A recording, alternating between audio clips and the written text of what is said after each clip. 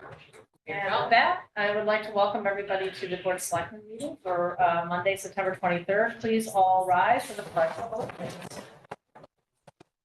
I pledge allegiance to the flag of the United States of America and to the republic for which it stands, one nation, under God, indivisible, with liberty and justice for all. Great, thank you very much. In terms of updates, I just want to congratulate, I know we have some school employees here. One of our Board of Ed members is here. We're Galen in the back, but congratulations to Daniel Hand for being a blue ribbon school, which is quite an incredible acknowledgement. I think the only one in Connecticut, correct? The only high school. The only high school, okay. So, and I know there was like 350 schools nationwide that were selected, but a very elite group to be in, and we're very excited to get the news about that. So congratulations to the staff, the administrator, the principal, all that. A lot of hard work went into that, so we're excited to see that acknowledgement today for all that.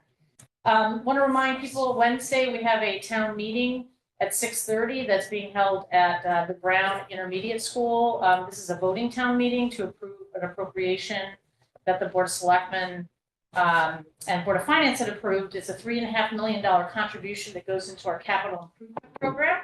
And it's basically kind of pre-funding it so that we have adequate balances in the different accounts to meet all of our project plans over the next 5 years. And we did this in 2023. So this is the second one we've done. But people are welcome to attend. It was noticed in the paper. It's also on the website. So I just want to remind people that's happening. And with that, I guess I'll move on to liaison reports and selectmen comments. I have nothing. I just want to put a plug out there for our Affordable Housing Committee. They have 2 seats open on that committee, and they are looking for interested volunteers. If you know anyone, if you are one, they would love to have you join them. Great. And I think to that point, I'm intending to send out a blast, as I've done maybe in the past, of all the vacancies on other boards and commissions as well. We do have some committees that are going to have that have vacancies on it, and we want to continue to get volunteers, people to step up to serve. So great committee to serve on affordable housing, and then there's also a few others too that there are openings. If that doesn't intrigue you, there are other opportunities to serve the town.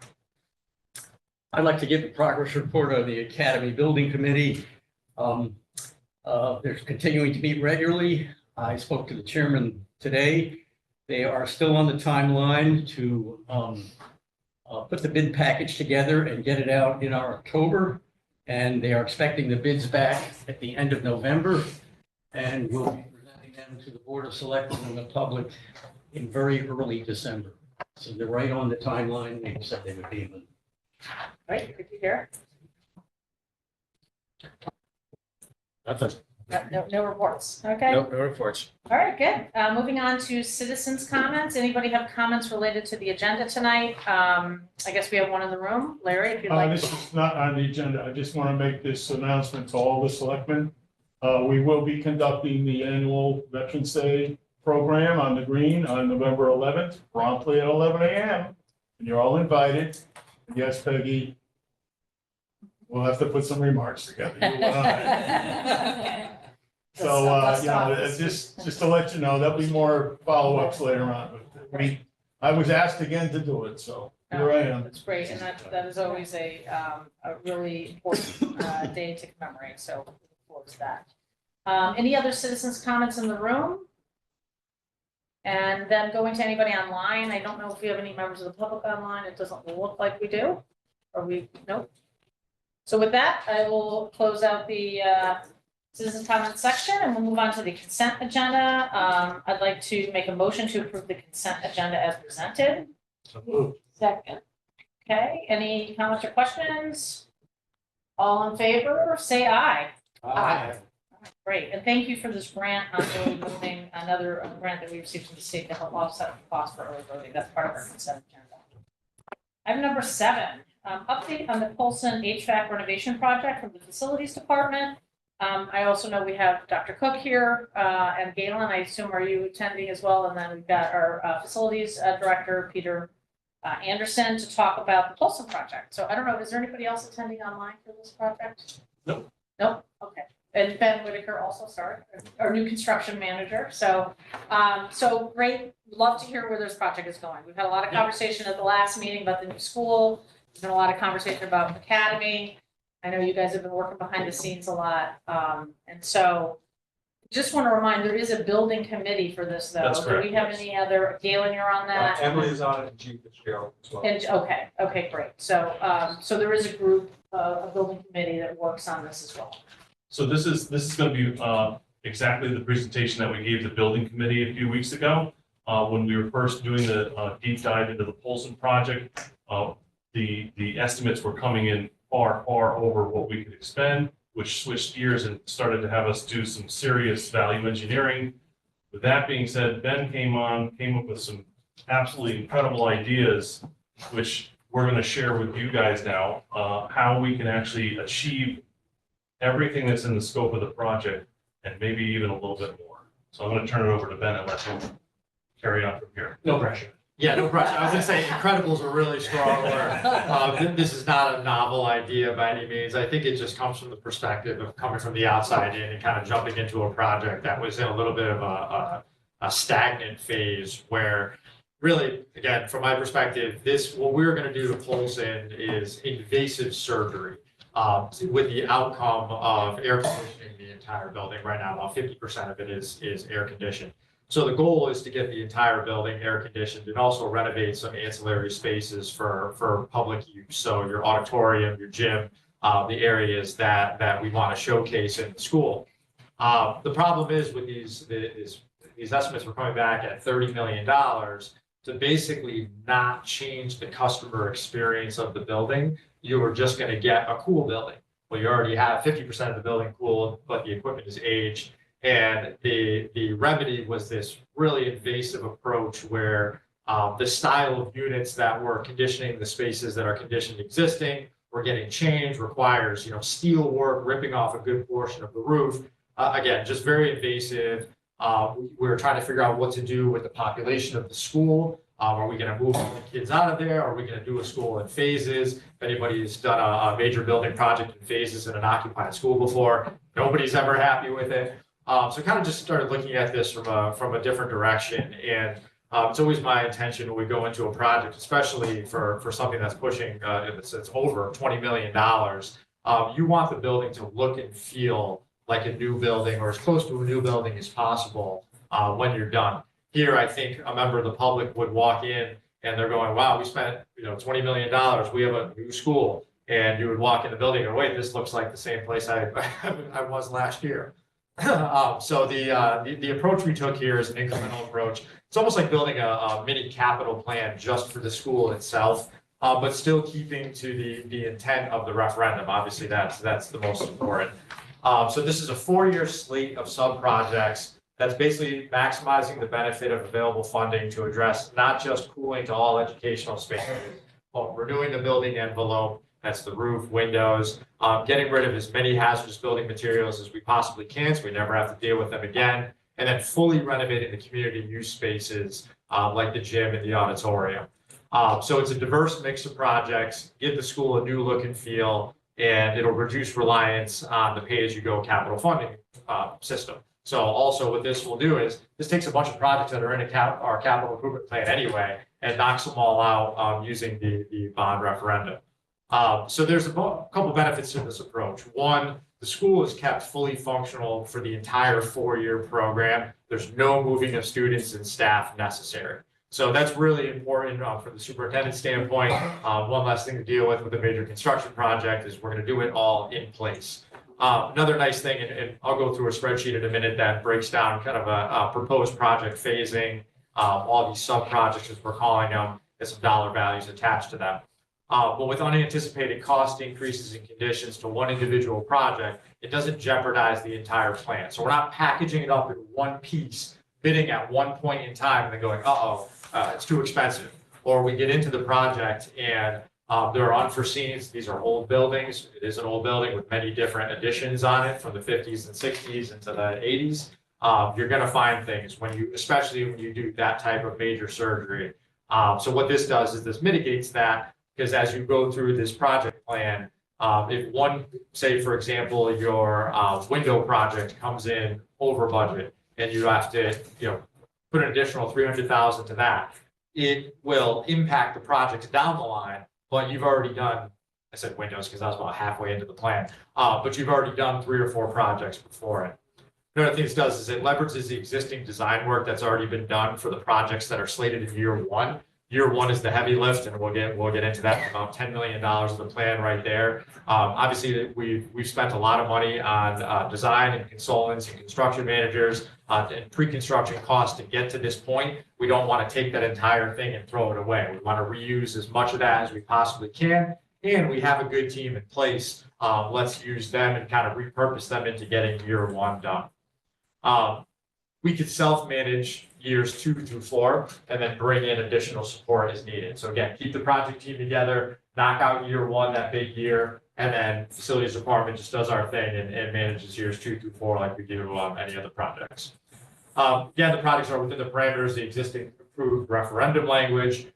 Many of these projects take advantage of state school construction grants. For example, a roof project that's in here, that would go through the non-priority list process with DAS, and we could secure grants for that. And we're at a 29% roughly reimbursement rate. I carry 25 in here just because there's always unforeseens where the state doesn't want to fund some portion of the project. Most importantly, at the end of 4 years, building has a new feel to it, and it won't require heavy capital investment for another 7 to 10 years. Because again, we've taken things that were in our capital plan and we've pushed them into this plan.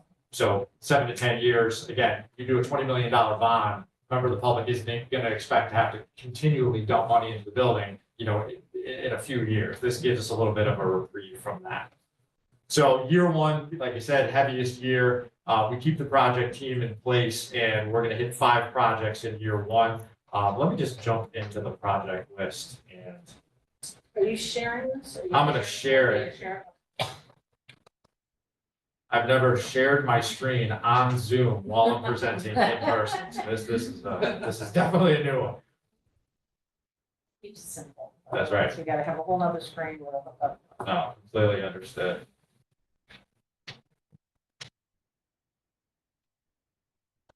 All right, so this was designed to be a handout up until this morning. I didn't know I was presenting it in this format. So again, it's kind of rough. I would have put together something PowerPoint wise on this. The top part of this, the committee has seen this. This document has been distributed before, so some of you may have seen it already. The top is just a budget analysis where I was trying to get down to, while we take into account funds we've already spent on the project, what construction budget target we're trying to hit.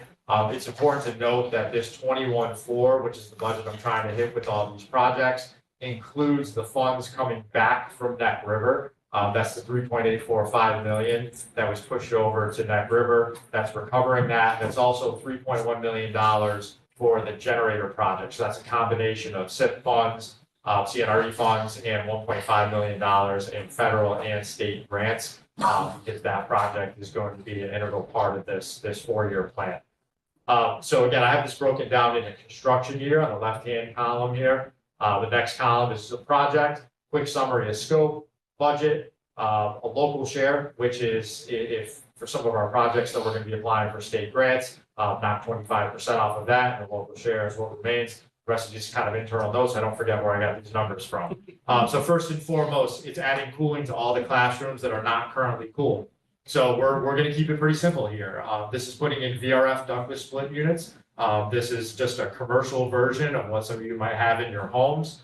I've deployed this in other schools in the past. We want to try to maximize our value and hit a large number of classrooms.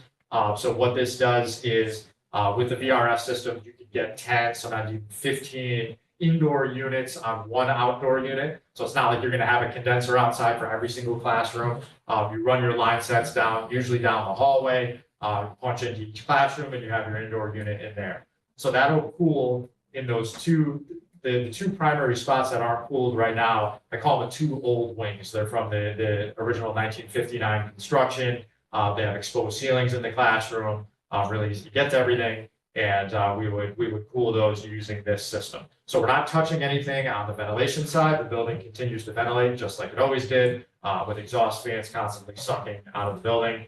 It's been doing that since new construction, and it works. So this is adding cooling to those areas. Second is replacing the HVAC in the spaces that are currently cooled. This is all the end-of-life equipment. They're gas furnaces with DX cooling, rooftop units, and what that's doing. Oh, let me mention the number on item 1 is about $3.5 million. That's based on about 45 spaces at 30,000 a space. The one-to-one replacements are just that now. We're not getting really fancy with these and putting in the latest and greatest technology and reducting everything, cutting holes in the roof and putting new steel in. This is literally taking what's there now and replacing it. There's nothing wrong with it. They're tried and true systems. They're doing their job. That number right there is, I've got 1.9 in there. I found when I was reviewing this with the project team, there were actually some of the numbers I took while we were value engineering. I took their numbers to form the basis of some of these. The value engineering number didn't have a couple of those rooftops in it. So that number is actually going to be between 1.9, which it is now, and 3. The design team owes me a figure on that. The only reason I'm leaving it at the 1.9 on the low end for now is there's a project down below the windows that I believe is a little bit overfunded. So as a whole, we should still be fine. So leaving that where it is, but that's why it's in yellow. Next one, so we're moving away from air conditioning. That would be the air conditioning of the building, fully AC. And doable in an occupied building with the invasive work done over the summer. Adding those VRF ductless splits, the nice thing about those, just came off a huge project. And my last place with that, we did 250 of these units. We did them all second shift. The occupants never even knew we were there. And 250 classrooms, everybody very happy with it. Next one is the main gym renovation. So for the gym renovation, we're not just putting cooling in, which is really all we were doing with the last project. This is refurbishing the flooring. This is new bleachers. This is putting cooling in. This is doing lighting and any other miscellaneous work, even things like painting. So when you walk in there, 950,000 is the number we're carrying for that. You're going to walk into what is going to look, feel, and act like a brand new gym, and it's going to be cool. So this is the main gym, not the auxiliary gym. So in the original plan, the auxiliary gym was going to be cool too. We had to pick a favorite child on this one, so we took the main gym. So that'll become your showcase where you can host events and games and everything else. From what I understand, all the varsity games there are played as well. So that'll make that a very nice, usable space. And that's the shelter location too? Yeah, so Okay. Yeah. so part of this project that actually is in the next line here is Polson is going to become an emergency shelter. And part of that is a grant package that the operations department secured, emergency management, and that goes hand in hand with, see, a lot of these projects are tied together. So to install the new AC, we have to upgrade the electrical. So if you're going to put a generator in, that's going to do the whole building. You have switch gear for that. We may as well do the electrical before you do that as well. So they're all kind of pieced together, which is why they're all in year 1. It's because those things have to happen concurrently. So this is a full building generator, and this is upgrading the main service and main gear in the building to accommodate that generator. And it's going to be built to all the FEMA specs that are part of that grant program. So $3 million for that. There was 2.5 in the value engineering schedule. We're going to try to push as many costs as we can into that project because it's 50% funded by grants. So kind of a boring one, but a very important one since upgrading the building electrical there. Next one is auditorium renovation. So kind of in the same vein as the gym, the existing plan that was part of this 30 million was kind of a limited scope renovation. It did accommodate adding cooling, but what this will do is this will fully renovate the space. So this is flooring. This is getting rid of the asbestos tile. This is getting rid of the asbestos of the ceiling coating in there. That's putting new lighting in. That's putting new seating in. This is new by lighting. It's house lighting and production lighting. So this and doing work on the stage, refurbishing the stage, all new AV systems. This is making it so this will be a flagship auditorium in town when we're done with it there. So we carried 2.6 million, almost 2.7 million for that. 1.9 was the number that was in the value engineering schedule. We put in 400 for HVAC and then 300 to deal with that ceiling, the asbestos contained ceiling abatement and the stage work in there. So that's year one. Year one is the heavy lift. That would be something that, The auditorium will be fully remodeled in year one? yeah, so that, Over the summer, or would you shut down the auditorium? some of this stuff now, Yeah. we would have to fine tune the phasing for Yeah. this, but some of these areas we would shut down. Obviously, we can't do the abatement while school is in session. So we do that over the summer, but kind of the plan, just the working plan, and again, we get the go ahead for this. We could really start refining this with the project team. I would estimate that this would start a year from January, so 2026, early 26. We'd order a lot of the long lead time equipment before that, things like the generator right now, they're running 40 to 52 weeks. Yeah. A lot of the electrical switch gear, that's probably the longest lead time item. Some of them are even up to like 18 months. So we don't want to get that squared away and ordered first. So we would start prepping for what work we can during the school year, then summer, switch over to any of the invasive work. We could play around with second shift schedules and things like that as well. But yeah, the goal is to have fully air conditioned gym, auditorium, electrical, generator in that first year to 18 months. So that down at the bottom here, I'll get to the summary, but we have about 10 million in year one right there. So that's keeping the project team in place and knocking those projects out, about 50% of them in that first year. We move into year two. Now, years 2 through 4 are like regular old capital improvement projects that we do all the time. So the next one is abating all the existing flooring in the building. Flooring sounds simple. It's a pretty simple job. It's a huge job, but a simple one. But one which will dramatically change the look and feel of that school. I've done a full school flooring abatement every summer now for at least the last 4 summers. And it's funny when people walk in touching nothing else in the school and they walk in when it's all new flooring, like they think we renovated the school.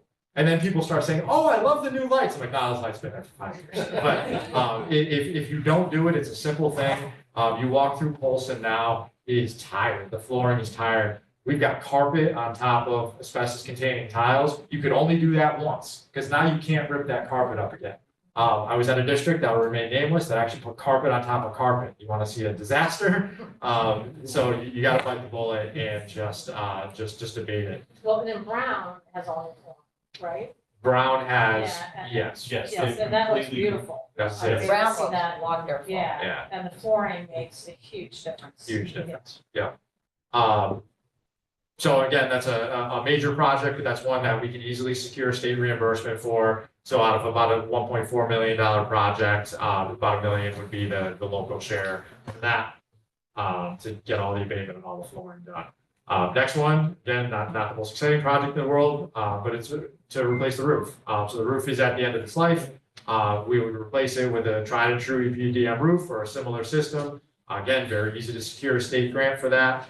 We carry $40 a square foot. Roofing is going all over the place for the past 3 years. It's actually leveled out quite nicely right now. I kind of split the difference and carried the 40. So about a $6 million roof, huge roof over there. Again, it's a $150,000 square foot building all on one floor.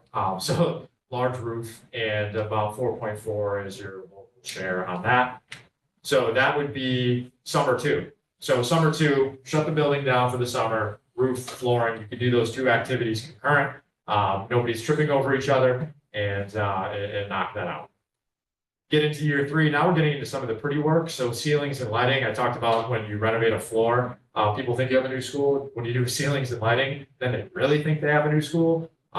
Did a project one time where we did both of those together. People were convinced they were in a new school. But this in year 3 here, we have replacing existing suspended ceilings where needed and putting in new grid. Sometimes you could paint the grids and then putting in new acoustical tiles in there, upgrading to LED lighting. These are actually LED fixtures, not just the LED retrofits. And we've got about $500,000 in that. So that same summer, we would do a window replacement project. So I mentioned earlier, that's the number I went a little high on. Again, I put this together rather quickly without, very intimate knowledge of the building. I didn't go and actually measure the square footage of glazing in the building. I use square footage numbers on past projects, but this building, because it's had so many additions, like it's pretty cool. I was looking at the 1959 plans today, and it was a typical 50s school where it was all storefront system, front and back all the way around. But since all these additions went on, They were done in later eras and they didn't put as much glazing on them. So that number we could refine as we get into the process. But again, it's out there in year 3. We have to suck some money out of there to put into year 1. Not a problem. 4 and 5 are projects in year 4. The next 2 projects are truly pretty work projects. Had a lot of success with these in the past. One is called the classroom refresh. So kind of interesting in a school. You walk into schools that have had work done, over the course of 5 or 10 years, then you'll find new HVAC, you'll find flooring, you'll find ceilings. But a lot of times people never go in the classrooms, which always blows me away. You see all this nice new flooring in the lobbies, and you go into the classroom, it's got all the 9x9 tiles in there. And it was last painted in 1985. And the blinds are 3 different vintages. Now you can see all the blinds from the outside of the building. So it's amazing how that just kind of gets overlooked. So a program I put into place about 7 years ago is we take, this depends on the building. I use 13,000 a room here. I've done them as low as 5. You go to the buildings, you put acoustical ceilings in where none exist, or if they're in rough shape. Some of them you don't have to. You can just paint if it's an old Tectum deck where you have the open exposed joists, kind of the industrial look is cool again. We spray those and put different lighting fixtures on there. They look pretty cool. We can take it as a room by room basis because there's a couple of vintages in that building. We paint blinds, cabinet doors. So instead of going in and replacing all the millwork in the building or in the classroom, a lot of this millwork was nice 3/4 inch plywood cabinets that you'll never get again without paying $30,000 a classroom. We do the thing like I did on my 1930s house where you just put new cabinet doors on there. It's like you got new cabinets. So it's everything but, we're touching everything in that room but flooring. So really freshen up each classroom. So we carried 50 spaces at 13,000 space, 650,000.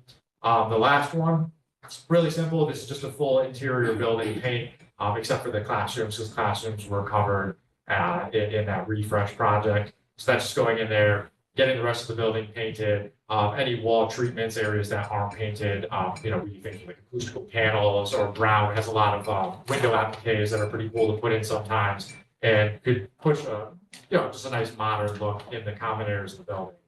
So you total all that up, we're at gross before grants, 23.1. So I was trying to hit that target of 21.5. So that puts us as a 1.7 shortfall total. But if we secure these grants, now these, the flooring and the roof, those are what they call non-priority list projects. So you apply to the state for those, and as long as your application's right, you get it. There are very odd circumstances where you wouldn't be approved, but that doesn't go on the priority list and put you on the list of everything else. Those are, if you show that you're dedicating the local funding to it, the state will fund their portion of those projects. So those are very high probability grant projects. Windows, now the state is covering full window system replacements. It used to be this wacky thing where they would cover, I think it was the materials, but not the labor. So I never did window projects because that was the case. But now that is being treated with a full reimbursement like any other. So if you take grants into account, we're actually $1.2 million favorable. So it's a very doable plan. Again, that shortfall, the surplus swing, you notice it almost goes the same in one direction as the other. That's just kind of the reasonableness test that says this approach makes sense to start working. Again, we don't have to commit to the entire thing. That's another nice thing about this. We just get moving and start getting some work done and really getting that high impact year 1 knocked out, and then see what we have left and keep working from there. But gets the project out of the gridlock it's in now. And I've talked way too much, so questions. Well, I think impressed that, we can deliver so much with the budget that we were given. I know we had reduced the budget last year, really just put on paper for the new school, so they could go out to bid. And we heard at our last meeting how the new school is fortunately not gonna need that extra buffer that we gave them, and we're moving it back. So now we're back to the original budget that Folsom had. And excited that you can get all the things that we need and hopefully a few extras on top of that, with the budget. So appreciated that, and I like the time frame because you're getting the critical things done first. You're getting the air conditioning, which is critical. And I think the auditorium is a big thing for the public, right? For the kids to have that upgrade to that auditorium. So I'm excited to see that those are gonna happen, on the earlier part of the schedule. And is the air conditioning, have we abandoned the heat exchange technology for the air conditioning? Yeah, so this basically takes whatever's in place now, those rooftop units right now, which are gas furnace, DX cooling, rooftops, changes them with the type of system that's in there now, upgrade the controls on them while you're at it, get a little bit of control over the units, but that is not moving to any sort of different technology with that. And then again, outside are VRF ductless splits, so. Is it worth looking at the heat pump the air-to-air heat pump? These are all heat pumps. The VRF units are all heat pumps. Oh, okay, so that was my question, it's air-to-air? You said heat exchangers, so throw me off, but yeah, they're the condensing side of them are air-to-air exchange, or they're air to gas exchangers. Regular old condensing units that sit outside the building. Okay, so let's dumb this down a little bit. In a residential setting, a mini split, we would call a heat pump, right? Yep. It heats and cools. Correct. Are these new systems gonna heat and cool? They're the exact same thing. Heat and cool. They are. Yeah, there's no, so maybe a little more than 5 years ago, there was actually a value to putting cooling only ones in. There was a big cost difference between heat. Now, it's hard to even find the ones that are cooling only, to the point that project that we just did with the 250 classrooms, there was no advantage to just doing cooling. So we're like, why not get the ancillary heating? And then in the shoulder seasons, you keep your boiler off if you can. And, you know, when it's 50, 60 outside, it's more efficient to run those in the boiler plant. So also, if you have an issue with your boiler plant, it goes down, you still have heating. But you'll maintain the dual fuel capability, right? The boiler. You'll keep that in place and serviced and running. and- All classrooms will still maintain the oil radiant heat around the perimeter of the building. Yep. With proper control in it, you can balance what's gonna go one or the other. You can actually set those down farther to kick on it at a lower temperature, so that you're gonna be running those other classrooms, so 45 classrooms, you could be running them just off the heat pumps. Yeah, the dead of winter, you just shut them down, you know, because they're not. So when we made the move, when we moved the money out of this project over to the Neck River School, we were confident that there was that money to give in the budget. And that we didn't need it. Now I hear you saying things have changed. Are we confident? Is this the number? Is this a firm number? These are, all these numbers that Ben has given you are from his experiences from as recently as last year. So these numbers are real. Well, let me build on what Bruce is saying, because I think you've been saying sort of off the cuff that I just put this together this morning. sure. So at the end of the day, like, how comfortable are you right now with contingency? Yeah, so every one of those projects, and I didn't put the numbers together this morning, but we, for argument's sake, yeah, so they've been out there for a month or so. The numbers there are all based, what I call capital planning numbers. So they're not like, I went out and got a quote.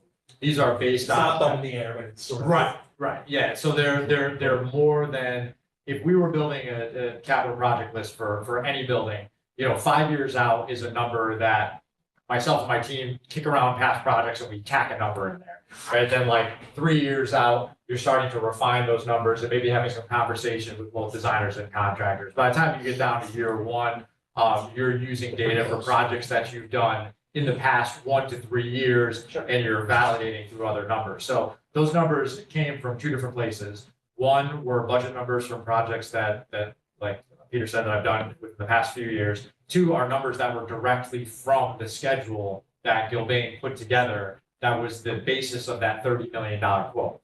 So many of those things were pulled right out of there, and they're noted in there. Because some of them have been doctored, so I'm not gonna say Gilbane would kill me if I said they're Gilbane's numbers. This is So part of the. I did reference in there, you know, we took that number and added this to it.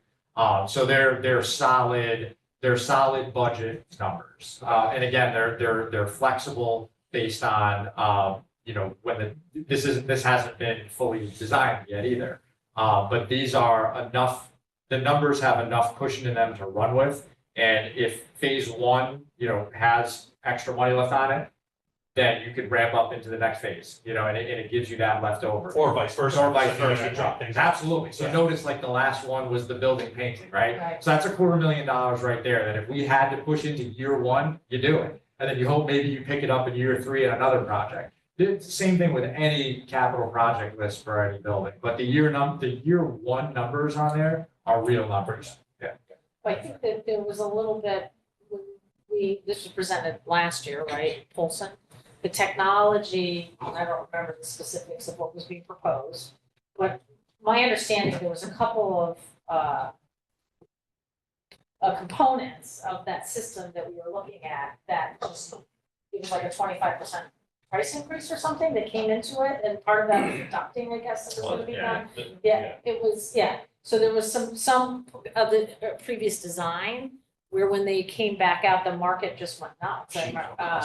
And so I think that they had to go back and look at it again, say, okay, how do we look at this a little differently?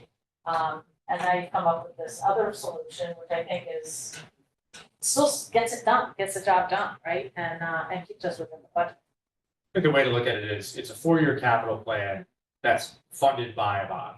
And is authorized by a referendum instead of a capital plan where every year you would come in and say, okay, now I need year 2. Now, whenever you do a 5-year, 10-year, however many year plan, there's always gonna be changes along the way. This is just saying, this is our plan for the next 4 years, and our funding is secured, and we're sticking to the flavor of the referendum. Do we have any time constraints on how quickly we issue the bonds? I don't believe so. I actually wrote myself a note to just confirm that with our bond attorney. Well, and I think we also need to go through the funding, because if grants, as we know, are offset the bonding, that's a requirement for the referendum, so we need to kind of work through, all of that. But that doesn't impact year 1, right? Yeah. It's more years 3 and 4, depending on those other things that we can tack on. So I think we need to work through about how we manage that, with the rates and the grants and all that stuff. Years 2 through 4. Yeah, but I guess, so when would you go out to bid for year 1? Because year 1 is not gonna be summer 2025, it's gonna be summer 2026, right? Correct, yeah.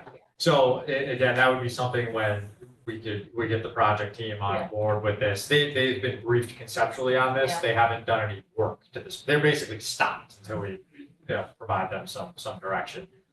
It would be, I guess the benefit of having like a Gilbane on board with this is they can advise how to package these different bid packages. Because we might even get a package out early for the electrical, and the nice thing is, that's pretty much all been designed from what I understand. So I think that one could get out rather quickly, and we get that on order for these long lead time items. But for the work that would happen in 26 forward, we'd be talking, about a year from now. And again, we can push it up if we find some way to, if we get the Well, design because- recalibrated sooner. Right, because I think also we have to be conscious, we need to talk about the federal grant timeline too. And that, we've received that funding, correct? To purchase the generator, did we actually get that? Yeah, Yeah. so we have the funding there for the generator, but we know we're not gonna have to receive the generator, right? Because it's Like the lead time is like 2 years. Well, that's why we Yeah, can, like, say, but that would be good to get, the order in, we've got the funding in Yep. place, everything's secured, it doesn't involve waiting for bonding or anything like that, so. But that's all stuff that we can work out, how to move forward, obviously. I got a chance to talk to Seth a little back and forth via text today, and he's dealing with a health issue in his family, but he's the chair of the Board of Ed, super supportive, it sounds like. I'm assuming the Board of Ed has already discussed it in detail and is supportive, but I guess one nuanced question I have for you, because you brought it up, was around the consistency message. I guess, has that been discussed in the context of the Board of Ed Building Committee and the team and all that? Because I would think at some point we want the building to look and feel the same, different. And is there an opportunity to maximize the consistency, getting all the rooms to look the same? But you were saying there's, we can sort of work with what we have type of thing, but Yeah. is there a better way to do that, I guess? Well, you're from an aesthetic standpoint, those are all in the out years. So your year 1 and 2, your big kind of customer impact ones, or year 1 are gonna be the gym and the auditorium. And those are like unique beasts, For the right? too, Yeah. So those would be your 2 spaces that would have an aesthetic element to it. That's where you're picking different types of furniture and flooring selections and that kind of thing. The HVAC stuff really doesn't have a tangible element to it. certainly not things like the roof or whatever, but yeah, it's, Lighting and roofing, lighting and ceiling stuff as well. yeah, yep, so that's something that, we would work on doing a consistent approach throughout. Doesn't As much as you can. Yeah, it doesn't make any sense to use different products. Even the last district I was at, we picked a style, about 6 years ago, and they did a project this summer with that same style. I mean, it hasn't gone out of favor yet. It's simple stuff. We try to use things that are, easy to replace. They're not super custom. And so if, they stop making ceiling tile 4872, 4873 is pretty close, so you can move them around if you have to. But yeah, definitely, we would want to make the school feel as consistent as possible. All black and yellow. All black and Black and gold. Gold. Yes. Any other any other I'm gonna get questions? fried for that one, I know.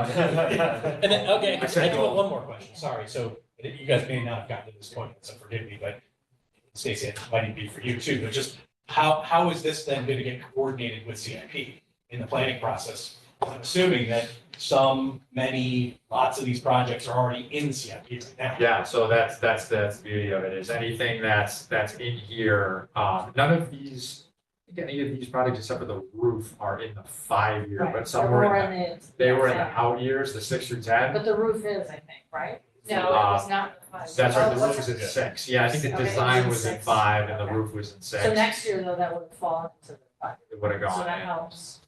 It's gonna help, all of these would have got moved their way down to the 5-year plan in the next couple of years. Yeah, and a lot of them in the plan can get reconfigured too, because an element of this will in this project, because there's quite a bit of that packaged differently in there. But yeah, this will have a huge impact on how that's structured. Okay, well, and I guess then just the next steps would be, when you guys are ready for that first bid package, right? I think you come back and update us on the timeline. You're going out to bid for X, Y, and Z, right? Contracts, all that kind of stuff, so. But thank you for all the hard work. I know it's a little bit of a, challenge to kind of make it work, and now I think you've come up with something even better. We're gonna get it's gonna help our CIP plan a lot more too, so that's fantastic. So Welcome thank back to the team. Yeah, thank you. Yeah, taking a risk right off the bat, huh? you. Hit the ground running. Yeah, You just know who to blame. Yeah, right. Yeah. I got some other problems. I gotta go. All right, great, well, thank you. Thank you, All right, we appreciate look it. forward to the next update, so. Okay, item number 8 is discuss and take action to allocate $81,500 for the planning reserve for the following projects. $11,500 for the Madison DPW yard site feasibility study as recommended by the Executive Director of Operations, approved by Board of Finance 9/18/24, so that was on their agenda last week. And then this one didn't get on there. $70,000 for design services for pedestrian improvements to West Wharf up to Boston Post Road, budgeted in CIP fiscal year 2025. Second. Okay, and so the DPW, just want to highlight, I know Sam's here for multiple things on here, but we are still working on this town garage, because I think the first plan was quite spendy, and we were trying to find something more cost effective. We had a lot of, we worked with the water company, and we were grateful that they're actually going to move the water line that was right across the thing. That's great. They're done. And that's a huge cost savings to the project, and it also allows us to focus on sequencing a little bit differently. Yeah. So this money is gonna go back to looking at it now a little differently and trying to get the budget down more manageable for CIP, because right now it was some big number. And it was not a sustainable number, so now we're trying to come up with a better project. And then the pedestrian improvement, this is, if you recall, there was a study done, bike ped study done, we want to connect Surf Club to downtown. And there's an opportunity to get the sidewalks on West Wharf done as part of LOTSO. So 100% of the construction would be funded. And so we want to get the design moving now, because we're bidding in for a big package of sidewalks for LOTSO.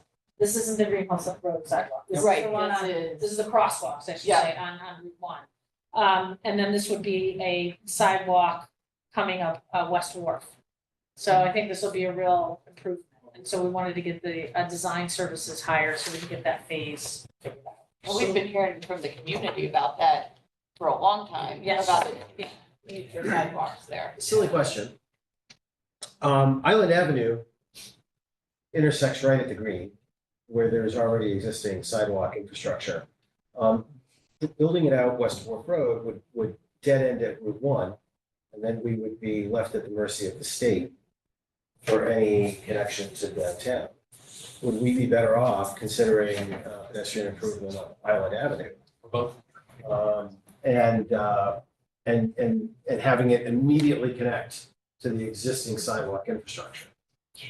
So the plan is actually to have Route 1 as well. There's a whole, that whole bike ped study, and they came up with a schematic going from Surf Club along the Route 1, and the state is supporting sidewalks along Route 1. So there is a plan to do all that. This is just gonna get the West Wharf piece done, because there's these crosswalks that are going in. So we want like sidewalks connecting to the crosswalks. I mean, I don't disagree that I think we could, Island Avenue is part of the target list. So one of the things the bike ped committee is doing is their broader study, to prioritize. But I know that Island Avenue, I think, was on the list. So Aaron's not on tonight, but so you're saying that versus this? well, I'm throwing it out there. I mean, I have visions of the meetings that we're going to have about putting a sidewalk through the historic district. And That's easy. that's easy, yeah. And I mean, this basically dodges all of that. And Well, and I think doing the West Wharf though is not, there's a benefit to having a sidewalk on West Wharf. And my understanding is the golf course is aware, that we've been talking about this with the golf course on and off, I think, for a long time. So it's the golf course side, not. Yeah, it's not on the housing side, it's on the golf course side, That's yeah. good, that's good. That's good. And so, Yeah. I think there's a benefit to having it there. Anybody that's been to events at the surf club and the traffic on West Wharf, right? Having a sidewalk there is a positive thing, even if it's not the main connector. And this fits timely because we're putting a crosswalk at that junction that the police chief has been wanting for a long time.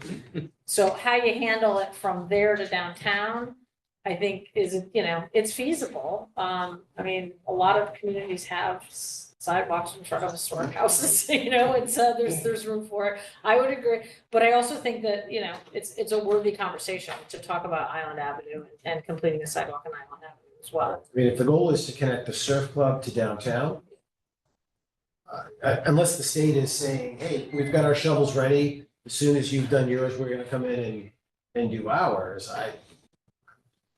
forgive me if I don't trust the So state. the state is developing a plan to update the Route 1 Yeah, all corridor. Route 1. They're doing the whole. So then it would All make sense. intersections, everything else, so, When? from my understanding is the chief has a copy of it. I haven't seen it yet. Yeah, they're supposed to be presenting officially to us this plan that they're having, and it ties into the Shoreline Greenway Trail. I don't know the full Yeah, we don't know, plan. we don't know all of it. We just saw this as an opportunity because we're applying for the crosswalk to get, so lots of you have to have $300,000 worth of projects, right? And so we're doing 3 crosswalks. Believe it or not, crosswalks are outrageously expensive. This isn't just painting. There's a lot of road improvements that have to be done. They all have to be accessible. So those are almost each $100,000 each. So we were like, okay, so if we add in this, we have a bigger bundle, and the whole thing is paid for by the state. We're just paying the design. So that's when Rob, said, why don't we just go for this, put it in there, because it's gonna connect to the crosswalk, and then we'll have this whole thing. And adding the sidewalks to makes it a more attractive package to lots of. It does, and then it's less complicated because we're not dealing with like easements and all this stuff on West Wharf, whereas to your point, I mean, there is gonna be a lot of issues along Route 1 and on Island Avenue. I don't know the town right away, there's a lot of trees there that people love, so A lot of if homes that are will close to be the a road too. longer, we have to figure all that out. We So. could just make them all one-way street, have the other half be pedestrian. It's Really got gonna get That into was Scott's idea. That was Scott's idea. You can say that, Jack. Well, then I would throw out there, maybe it's worth doing some sort of formal study on Island Avenue as well. I don't disagree with that. I think it's, Yeah. I think it's I an think and, it- not an or. Yeah. I think this doesn't include Surf Club Road. This is, Yeah, that's.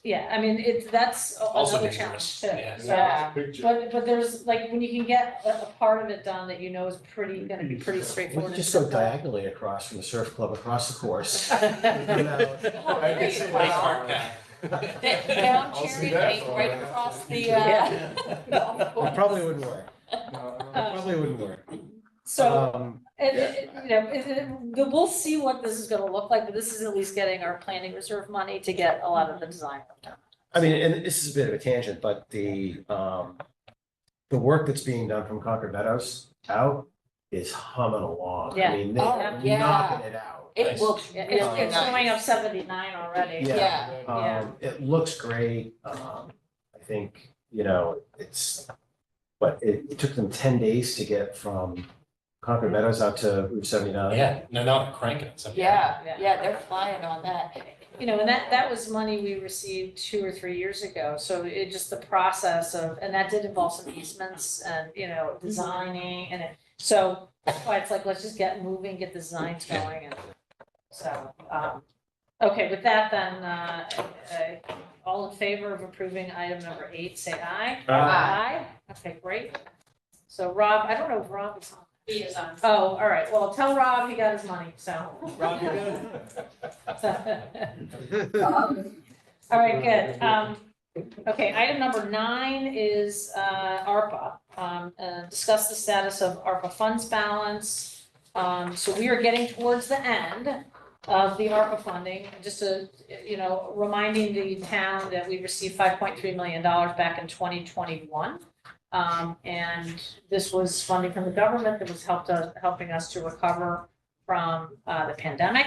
And it was to invest in the community and also just, provide assistance to towns that were struggling.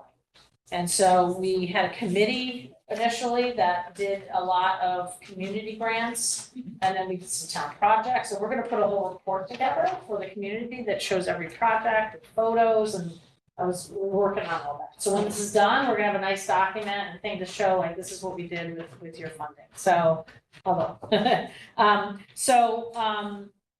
but we're kind of getting down to, then we ended up getting a pull back. And we opened it up again a little bit to people who had reached out before when the window had closed and they missed that window. And so some of them had reapplied.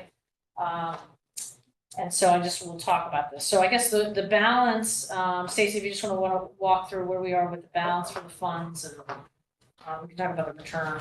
Yeah, so the unallocated balance right now is 275,000. After the next agenda item, which will be hopefully modified of 62,000, we will have 338,000 available to discuss the following projects to see what we want to do with 338 at this point. And then I think, as you can see, the requests are more than what the balance is. Yes. And one of the reasons we have to kind of make is you have to have basically like a purchase order.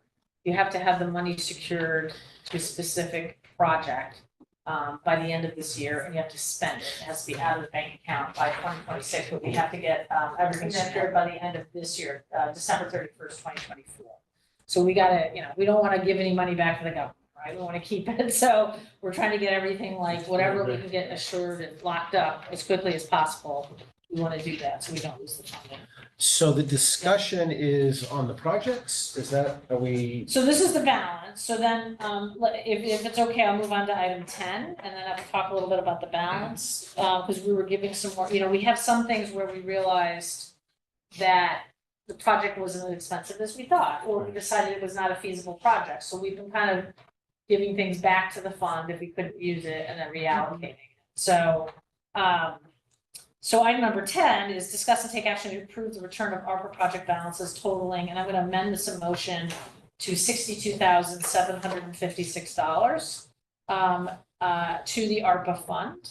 And that foots with the new handout you got, and I'll explain this. So we've been talking for a while. We've allocated a bunch of money for the downtown project, getting the poles down and everything. and we still had one outstanding invoice. We never got a bill from Comcast for the work that they had done, and we kept calling them, we get the bill so we can close everything out. And this started like a year ago or 6 months ago, never got it. So we said, you know what, let's just give the money back so we can put it on something else, and then if we get a bill, we'll just, we'll have to appropriate for it. Because I didn't want to like lose them, you know, hold this money, and then at the end of the year, we, you know, lose it. So of course, Friday, after the packet went out and the agenda was, Rob gets an email from Comcast with a bill for, I don't know, what was it, $78,000? $78,000. So we're obligated to pay that. We had allocated 90. And so that's why I had to adjust that number, so that what was 90 is now $11,756. So that reduced that. The second thing, we had agreed we wanted to do this wastewater treatment study. We'd allocated ARPA funds a while ago. EDC wants to do it, but it's just been slow going, getting feedback on the RFP. We haven't even I have a draft, and it was sent to the EDC, but just agreeing on what's going to be in it. We still don't have to launch the RFP and see what the pricing comes back. So my thought was, we have plenty of money in the planning reserve. Why don't we just, you know, use that money? Because we have over $300,000 for, because we also got the grant money back from the wastewater facility study that cost us $160,000, and we had a grant that gave, you know, they rebated us back half of that, so that money went back at the planning reserve. So, long story short, I just said, let's use that ARPA funding for other things, and then we'll use the planning reserve when we know what the number's gonna be for the downtown study. So I thought, let's give that back. So that's what the $62,000 is. So that's, you know, if everybody's comfortable with that. We don't have a choice on the, you know, electric one or the downtown center, but the wastewater treatment, are you guys okay using the planning reserve when we have a draft RFP, EDC's reviewing it, we'll probably launch it in October, and then it could come back at $70,000, or it could come back at $40,000, so we'll just use the planning reserve to cover it. Sounds good. Okay, so then we vote on that, is that good? Yeah, All sure, all in yeah. favor? No, we didn't do a. No, I made a, Yeah, motion. We seconded it? Oh, maybe no one seconded it. I don't think we I second it. You second my amended motion with the Yes. $60,000. All in favor, say aye. Okay, great. All right, so now, item number 11, is the Board of Finance did, address, a couple of requests because some of them were a timing issue. So item number 11 is discuss and take action to approve around 20 ARPA funding requests totaling $57,369 approved by Board of Finance on 9/18/24. $6,000 from Madison Little League for the purchase and installation of a batting cage in Upper Green Hill Field as recommended by the Beach and Rec Committee, and $51,369 from the Facilities Department for the Arts Barn HVAC project endorsed in fiscal year 2018 CIP. Moved. Second. Okay, so, I don't know which one you want to talk about first. Well, how about the arts park? Okay, So it was in the CIP in 2018, was it ever funded? kept getting pushed out. It kept being pushed back. So it wasn't funded. There's a piece of it that was, It was funded, but not obligated, or it hadn't been committed. So nothing had been done about it. So so what is the funding? Is this funding for the whole project or is this for? That's the funding for the major rooftop unit on top of That's the net though, right? Because we were applying whatever was in CIP plus the balance. so we returned 3 projects that were funded, which is included, or that you all voted for at your last meeting. And then this is now funding the amount that we need to do the HVAC project. Okay, so is it the balance of what we need, or is it the total project? This is a balance of what we need. So how much money is in what is the total budget for the That project? was allocated in CIP. Yeah, or yes. Well, then What's what's that? it costing you to do the HVAC? 50, hold on, it's right here. $55,060. So I thought there was. We had returned, It was Alright. a project, it's 50. Was- The contract for this piece is 55,000. Which we're awarding in a different agenda. So I'm still confused. What I hear you saying is there was $4,000 budgeted in the CIP for this project. And we need another $51,000 to complete it. no, we returned 51,000 At the last meeting. at the Board of Finance meeting. We returned, there was 3 items that were returned. There was, we returned $51,369, which is that number that you're seeing there. 71,987 and 92,502 for a total of 215,858. That's not. No. This is a CIP project. What was the fund balance for that project in CIP? That was already approved. That was already approved. Yeah. Out of the 51,000, there was for the ADA and life safety improvements, 36,000, lighting improvements, 4,900, and fire protection, 10,000. So for So the it's not a building- CIP project. For the no, hang on, for the building, we returned 51,000, however, so that's just rationale about getting this money, however, this project was funded in 2018, which had about 38,000, 33,000 in there. So it was endorsed, in 2018, we had money in there, Right. and now we're returning miscellaneous projects for that same building, using that as a rationale to get more money to commit towards this project. I'm more confused now. Okay. So the way this reads, we included and ratified through a vote an HVAC project in the 2018 CIP. Correct, We did. yes, And we had $31,000 saved up for that project in anticipation of doing it. yes. So if it's a $55,000 project, why don't we just need to add another 20-some thousand dollars to it? So I believe there were other portions, and Peter, you can talk about this further, but there were additional parts of this project that they're looking forward to doing while we're up there and doing the HVAC. Right, and Peter, So this it's not predates you, only so this is, I'm not Yeah, looking at you alright. like We you. went through all you're the this boss. 2 weeks ago, and we came up with that we were short still $51,000. That's all I remember. So I'm trying to remember though, like, this never got fully funded, the project. And I think we kept kicking it. Was there actually a balance in the account? I'm just trying to remember now, because There was a balance in the project in 2018 that we HVAC. set aside for HVAC. Because I know we talked about you can't take money for other Archibald projects and use it on the HVAC without giving the money back and then, and Yes. then voting again for additional funding. Right, so we So- had about 30,000 set aside in 2018 for the HVAC. Now, we're looking at the building, saying, okay, we can return these 3 projects that I mentioned of 51,000. We want to use that towards this project. So the 51,000 plus the 30,000 that was set aside in 2018 will help with this project now. But that makes 80-some thousand dollars. Exactly. And it's a $55,000 project. But there are additional items Yes. There's- that the facilities It's department above and set. beyond the HVAC. is what Yeah. I'm- There are other contracts. The main contract that you'll see tonight is, I believe, 55,000.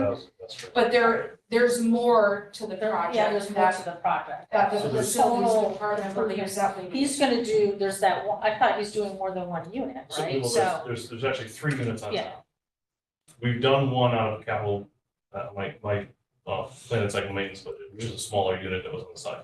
The big one on top, which is the $55,000 rooftop unit, has failed. We have heat, we've lost all the AC. So the rooftop unit is, Winter is coming. well, there's, we Go have, to the 6th grade we have- dance in we have- there. Scrooge the over. unit is not replaced. I get it. So that is one unit. There is another unit on the other side that has still yet to be replaced. And But we're they're still saying, using the let's- 30-something. Yes, we're still We are. using it. Okay. and They're just fifty- saying- Let's get the this other one ARPA done money too. We'll equals pay total for the project. total project. So this really is an I get it. $80-some thousand dollar Exactly. Yes, project. I get it. I It's get it. not a $55,000 Correct. project. This first phase is 55. But the total project is Yes. 80-some. So we're still using the 30-something in Yes. And CIP. so, just for public clarity, then, we're using some ARPA funds Yeah. to complete the project and some CIP funds to complete the project. ARPA is the 51, 369, and then the balance of that $80,000 project is coming from CIP, planned and site Yes. maintenance. Okay, It's The CIP 2018 funding. okay, perfect. Now I'm, But it's Now I'm saving correct. us future because we're doing another unit that hasn't failed but needs to be replaced. So it's cheaper to get them both done now. That's why they want to do both versus just replace the failed unit. That's all. I get that. I was I trying know, to it was a reconcile little the money and. Just the confusing, I basic know. math, Yeah, yeah. And it was a little- I was trying to worried remember that there too. was some scope creep in this and, No. and it's not, but No, But- you're right. but I think We'll have a total of over $80,000. We're awarding a contract tonight of $55,000. To Peter's point, the balance will be either through a change order or an additional contract for the difference. For these other couple of things. Exactly. Yeah. I'm good. Okay. Yeah. A little league. So that was the other thing we were gonna talk about. So, I know that this is their second request for, ARPA funds. The first was the light project, which was a big project. They also made a huge contribution. I think they matched half of the project cost last time. Upwards of $100,000. Yeah, it was half the project cost. So I know we were looking at, trying to take care of people who have not done requests. But they had a timing issue, because this had to go through both boards, plus they needed to nail down what their donation was gonna be, so, John added them to the Board of Finance agenda. And so when I talked to John about this, we kind of, in the past, we've kind of taken this 30% approach, to community requests sometimes. So I just suggested, why don't we just apply that to this, rather than the whole thing, because they do have a lot of matching funds. I will say also, this is an investment in a town facility ultimately. The town's gonna own these, batting cages, so it's making an improvement on town property. So what is the upper? It's Upper Green Hill. It's the one that's baseball and softball. I was gonna say. Right on the road. It's the softball field. Put out the road. Softball, yeah. So the Board of Finance did approve the $6,000. Do we have similar facilities at other Little League fields? We have them at Lowry, exchange. JC, and we have the lower Bolson Field has batting cages for the hand team and for softball. Nelson has batting cages. Will this do double duty as softball as well? I mean, is it any? It'll be able to be both, I believe. It's both, right? Mainly- This will be primarily for softball. Mainly softball. Okay. Because it's a skin field anyway. Yeah. Yes. So I'm those good. are the two for, that, it was kind of, Board of Finance had kind of, taken the practice first, so, all right. I think the reason why we would do this too Yeah. is an appreciation for what Little League's already done in terms of their investment in the community. So I think this is, I'm okay with it. Yeah. Any other questions from board members on 11? Nope. Okay, all in favor, say aye. Aye. Okay, great. All right, item number 12, discuss and take action to accept a $14,000 donation from the Madison Little League for the purchase and installation of a batting cage on Upper Green Hill Road approved by the Board of Finance on September. So moved. Second. Thank you very much for Yes. a wonderful donation. We love to see a partnership between the town and, the different athletic groups and nonprofits in town. So thank you for that. Continue to make our facilities great. So I'm sure we'll accept it. All in favor, say aye. Aye. Thank you very much. With gratitude. Yeah, thanks. So I think it's great. So excited to see, that's gonna happen pretty quickly now, right? You can get that moving. All right, item number 13, discuss and take action to accept a recommendation to Facilities Department to award a contract to Tucker Mechanical in the amount of $55,060 with pricing based on state DAS contract, the direct replacement of the Arts Barn rooftop HVAC unit, and to authorize the first selectman to sign all contracts and documents associated with this award budgeted in fiscal year 2018 CIP. So moved. Okay, we just talked about this, so now we Yep. understand it. Yep. All in favor, say aye. Aye. Great, so we can get that thing moving. Yep. Is that done?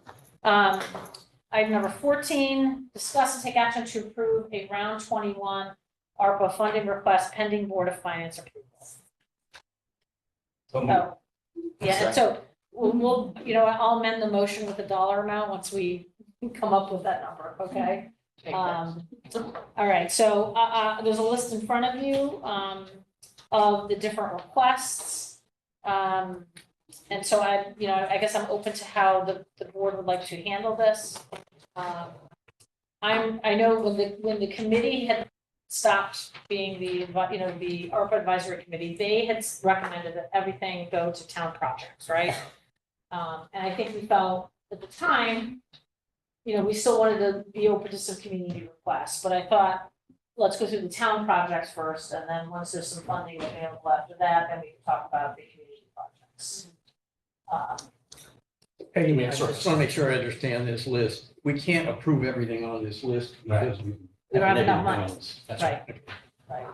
And I did send around some suggestions that would get us through this, and it would have a small balance, and then we can kind of see where some, we're gonna continue to get dribs and drabs left over from other ARPA projects as they close out. So we might have another pool of money in November that we can finally do a final allocation. So, Do you want to just walk through that maybe, just quickly? Is that your email? yeah, that was my email.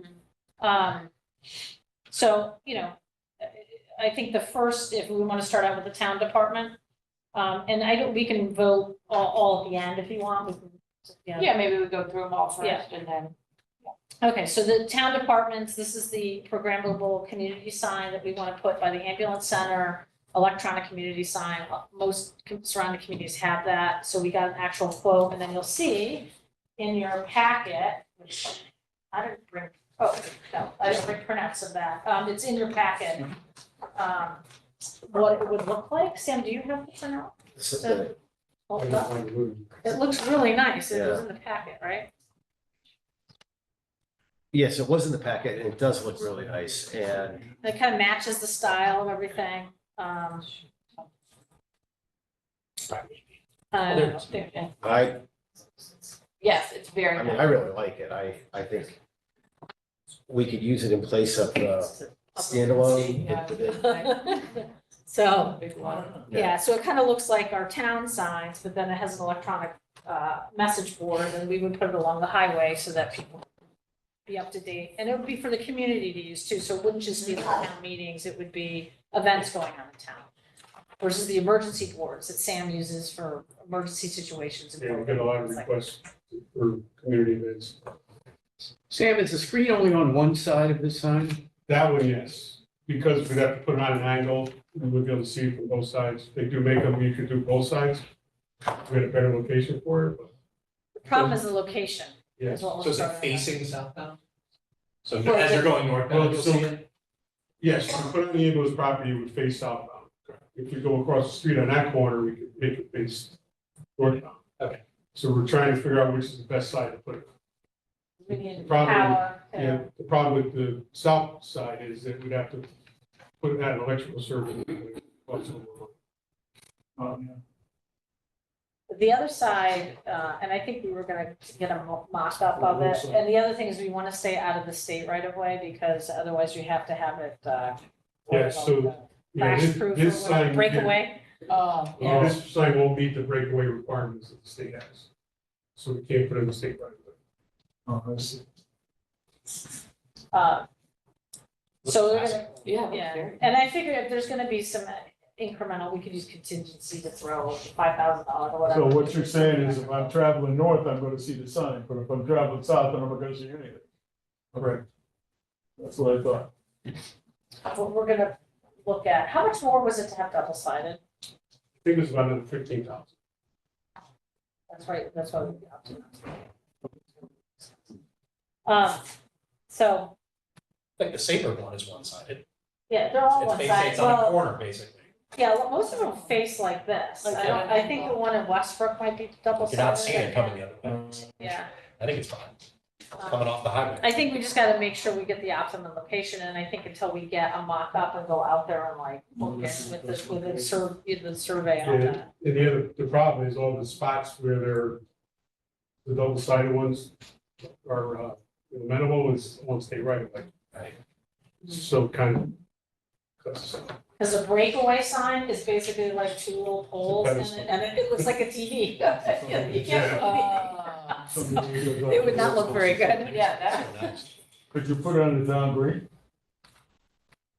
It's not Well, exactly. I don't know about that. It's not our property, but it's like. And is this Oh, I can talk to the church.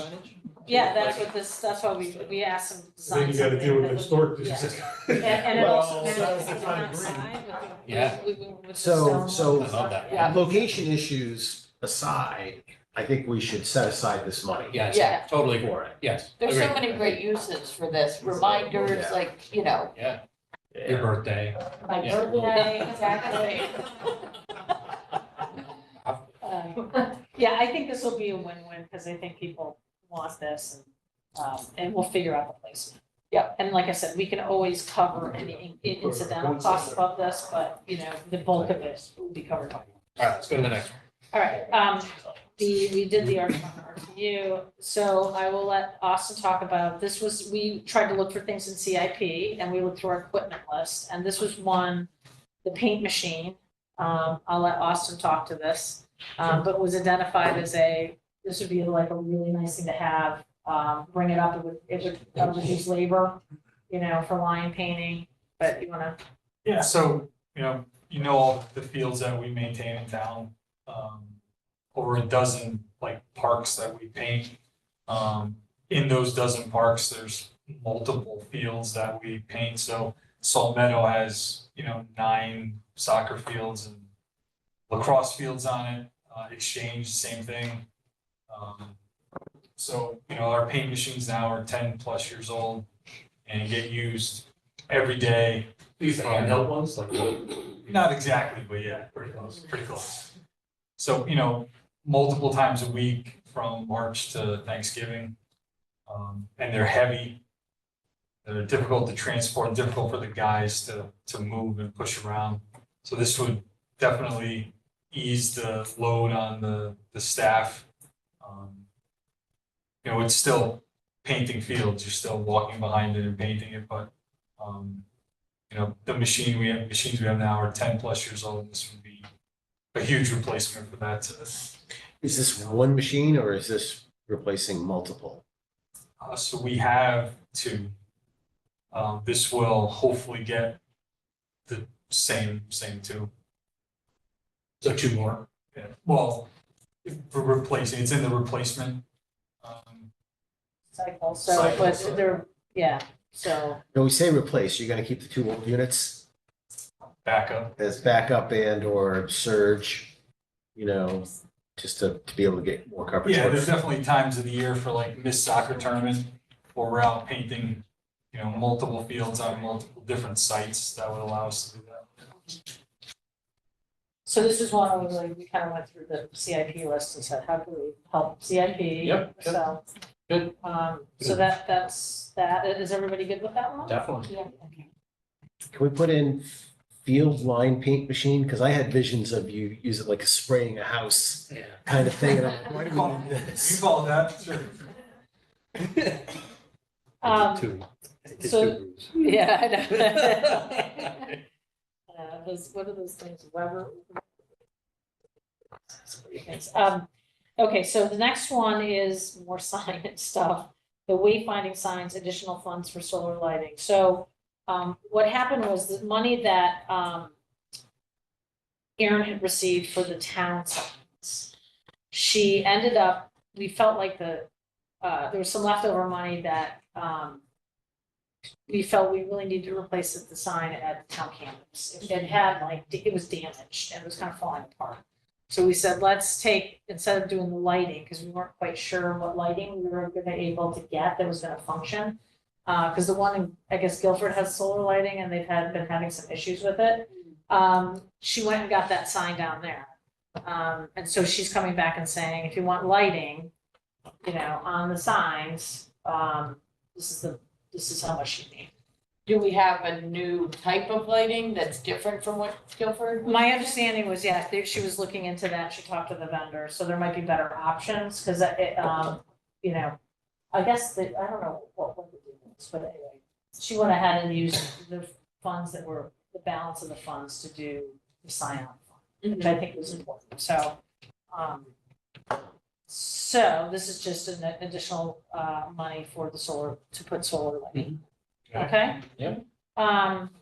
The Public Works equipment package, so this actually kind of originated from the highway superintendent with Sam, so I'll let you guys talk about it. And so currently we have no way of diagnosing any problems with our big trucks. So one of the things out here is a scanner, with a laptop that would be able to tell us what the problem is and fix it. Right now, you either have to go over and try to use Guilford's or take it to a dealer, and it ends up costing money. I know recently they just were able to, bring their Mac over to Guilford, and it saved us probably $2,000, not taking it to a dealer. The dealer in Bridgeport's kind of I'm not gonna say anything, but it's not easy to work with. So along with that, we are gonna try to start doing some of the police maintenance on their vehicles. So we want to get a tire changing machine. So right now, I forget what it's costing them, but it's about $300 a tire to go out and have it changed.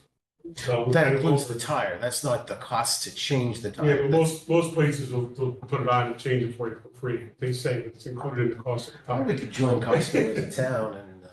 But Can we get a business? so Lieutenant Muller has got a place where we can get the tires wholesale, and it's probably about 60% of the retail cost. So if we have the ability to change them ourselves, we're gonna save some money there. Do some oil changes for them as well. And I know Chief Drum's maintenance budget's always going over, so hopefully this will help them. So we have that. So what do we need for do you need a lift? Is that what? So we need an extra lift, because now there's gonna be more volume. And instead of buying a 12,000 pound lift like we had, we up the capacity to 18,000. So we could put some of the bigger, the smaller trucks on, not the big trucks, like the trucks for building grounds use and stuff like that, will have the capacity to do that. There was a schedule, right, of all the different, we Yes. built that up in the packet, right? I remember we talked about what each Was- thing would cost, so it should be, Was that in our packet? should have been. Yes. I'm not sure what the detail is, but I do have it now. Yeah, why don't you just read through, just so they understand like what each, it's a bundle of stuff, it's not just one lift cost, it's like a bunch of different Yeah, things, so it so. was so it was 18,000 pound lift, it was like around 24,000, just over $24,000. The wheel changer and balancers, like 20,500. And then the scanner for the truck is 10,280, probably $2,000 for a rugged laptop. That comes up to about $56,000. The extra $3,000 we could use to buy some tools. So most of the hand tools at the garage are owned by the employees. Town doesn't have many tools of their own, so if they left tomorrow, we'd be scraping for tools to fix things. But that is the way of automotive mechanics. They usually bring their own tools because the shop tools have a way of walking out the shop. And that's why. And they're probably not the best tools either. It's true in the private sector. Pardon? It's true in the private sector, yes. Yeah. You know, Mechanics, but- when you come into the public, the requirement to bring your own toolbox in changes dramatically. That's all built into job description and requirements on employment. You know, you're talking our current mechanics, his toolbox probably cost him about $60,000 over the 40 years he's worked here. So. He locks it up.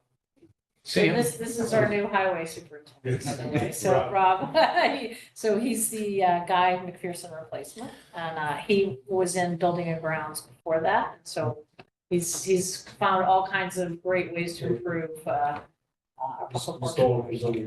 Yeah. So do we have any sense of the offsetting expenses that would get That's saved? where I was going, yeah. I don't. I'd have to talk to Chief Joe. But even right now, putting tires on our town vehicles, we send them. You know, they go down to Madison Service Center, or, you know, we can get the wholesaler to deliver the tires right to the garage. It's gonna save us money. It's probably gonna take a few years to pay it back, but it's still gonna save money. So I would concede or agree that this probably in the long run saves us money. But it would be nice to have some sense of what that is, and then be able to target lines in the budget that we could potentially decrease as a result of making this investment, because that's what this is an investment. Yes. And I don't know if you're gonna decrease the police budget, but you're not gonna come back and ask me to overage. Sam, most of this has to do with routine and preventative maintenance, but would it provide any benefit in terms of making emergency or immediate repairs at a time when you need to keep the trucks rolling? Well, yeah, the extra lift, you know, you have the two mechanics down there. And actually we have a third person that's in, he's like equipment operator now, but he's also an ASE certified mechanic. So if we had to, the extra lift, we could pull people, depending on how many things break at a time. So this might increase uptime in terms of the use of equipment. Yes, And is the current lift constantly in use right now? Basically full-time, basically everything. every day? So if this did not get approved, the lift would go to CIP, right? For a second lift, you would make a request. Yeah, we'd have to make it work, or either that or special appropriation. However, the town sees fit to fund it. Or keep doing what we're doing, which is outsourcing it. They're outsourcing it. Yeah. Listen, I mean, this all sounds like a really good idea. I think that when we're presented with let's make an investment to save money, there should be some sense of what that money savings will be, even if there are, you know, even if it's a very round number. Yeah, I didn't ask how many tires they go through over there a year, but, you know, Lieutenant Muller's been complaining to me about trying to get stuff down here to help, because they're always going over. What about disposal fees? I mean, because that's usually all wrapped up into your oil changes and your tires and everything like that as well. Do we know what we'll be looking at for additional disposal fees? I think the wholesale will take it back. Okay.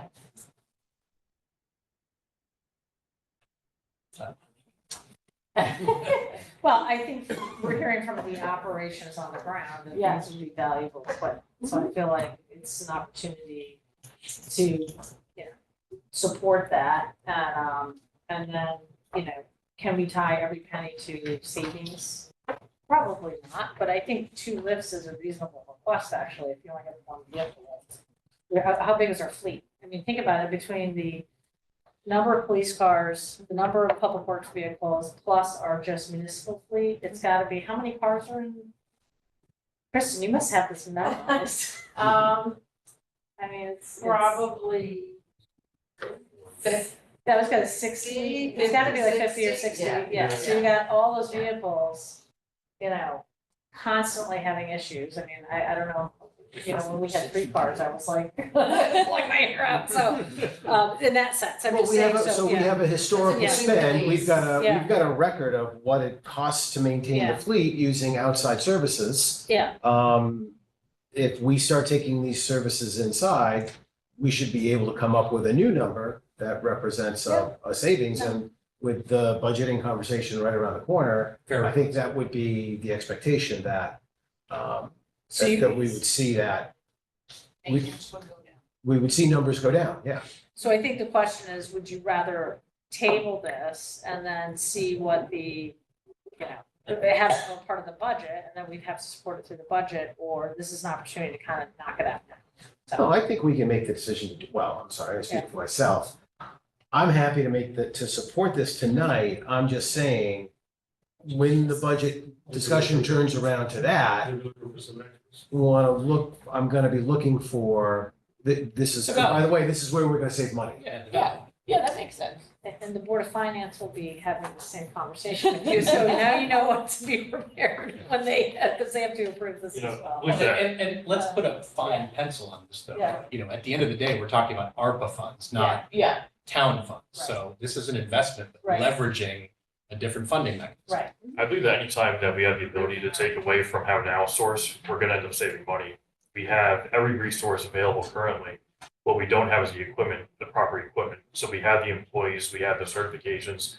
What we don't have is the proper equipment to be able to take away from having to outsource. Not only that, that turnaround time that we talk about, well, that turnaround time decreases dramatically because we're keeping it right in-house. That ride down to the garage and with the expectation of a turnaround time of, say, 90 minutes versus bringing it to Hammonasset, bringing it to Grossman Chevy, et cetera, changes quite a bit. The employee that has to bring it to Grossman, the employee that has to bring it to Hammonasset, the employee that has to pick it up. Now everything's kept internally, kept right at the town garage. Absolutely, you're going to see savings. The savings, isn't going to be overnight, but you're going to see, I think, pretty quick. Okay, so we will get better numbers in terms of what we're currently spending.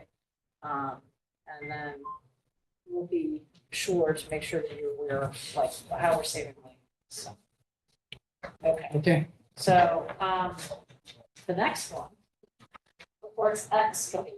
So the next one is a mini excavator that we bought used 8 years ago, in 2016.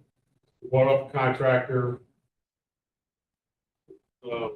It's a nice small machine. It's good for getting in people's backyards and stuff like that. Doesn't have the capacity. So right now, the main work that does is when they go out and prep the roads for paving, is catch basin top replacement, catch basin replacement. And the lifting capacity right now is about 1,200 pounds. Some of the catch basin tops weigh 1,900 pounds. Some are 1,000, so it's always working at its max. Buying a bigger machine, so a little bit bigger machine with an 8,300 pound capacity, you're not truly maximizing the machine out all the time. It's not working to max. The engine is now more fuel efficient. We had rented one, because ours broke down, so we had rented one for a month. And I think they filled up the tank once for 3 weeks we had it. 3 4 weeks we had it. And it's much easier, it's much safer. Crews aren't on edge, you know, wondering if the machine's gonna tip. It's always tippy when these catch basin tops. So safety wise, and then this machine, I don't believe is in our replacement schedule. But we do have a backhoe that's 27 that we could pull out of the replacement schedule to save some money there. So we're gonna have to replace that backhoe. Buy this machine now. A lot of money. Well, I mean, I think I'm kind of, your thing, I maybe would like to see this go through CIP. That particular. for the excavator. Well, I think that I'm supportive of it because I think they've made a strong case. We have a lot of maintenance, we have to put a lot of stress on equipment. But the problem is we have limited funds with them, right? So is it better to address this in CIP? And maybe we can pull it forward in CIP, if we feel there's an urgent need, and address it through that way. That was my thinking on What year in CIP is it now? Backhoe is 27. And there is no, This is not in the. is not, yeah, so all the more reason to see it get put into the CIP and talked about. Then, so January, usually the price increases, and there's like a 3 to 5%. So the longer you wait to do it, the more it's gonna cost. And this has all the attachments. It's actually a pretty good price, and it's on the source well pricing list, so you have to get it out. Peter Clark from WI Clark pretty much guaranteed that price increase in January. He even backed it by saying he can be contacted. He can verbally back that information up. Ever since COVID, the increases have changed from annually to about every 30 days. They haven't seen that increase, but they can guarantee that increase in January. 3 to 5%, doesn't sound like a lot, but when you're talking 120,000 that they're currently selling it for, They can hold that price, because they do have that machine in the yard. And they can hold that price with a PO, or a letter of intent. And, you know, that price, they will hold that price for, you know, they'll hold it until, I think, probably until January, if not later. Just with that kind of guarantee to buy. You know, then that machine's used over, it's aside from the payloader, it's the second most used machine in our arsenal. You know, it goes out well over close to half the time that a machine's used. You know, say we work 2,000 hours a year, that machine's going out, you know, at least close to 1,000 hours out of those 2,000 hours we work. So it's a much needed machine. You know, the efficiency of it, the need for it, it's doing the town an immense amount of work. Fair enough, I believe you, and yet it's not in the schedule as a capital item. So it hasn't risen to the level of we need it now. I get that there's a bargain out there to be had. Don't forget that none of the equipment was in the schedule up until last year. None of our replacements, none of it was added in. And I don't know how this one got missed. But it wasn't, none of the equipment was added in, only the vehicles were added in. Only replacements. vehicles. Yeah, when we did the original, that study a Yeah. few years ago, It it was wasn't the only trucks. the vehicles. It was We only the weren't vehicles. Big testing trucks, the equipment Trucks. added. And None then of we the- added last year none of to the get off-road track of equipment was everything added in. else. I will say that I think Public Works is the only department that has not had any ARPA. no, There was never a request before, and now there's been some great minds We're giving putting you together some requests. That's right. All right, so All right, let's keep going and then, okay, all let's see right, what's all right. left. Let's see. Okay, there we go, what's- let's go. So, moving on to the community requests. So this is the APK, excuse me, charities. And, you know, which is I think, an amazing veterans organization that does a lot of good to help veterans in need. They also have a store here, or not a store, it's like, I'm sorry, if you want to talk to it a little bit, explain. Yeah. Bob Kaiser's Bob, on too. yeah, pardon? He's on. Oh, he's on too, okay, great.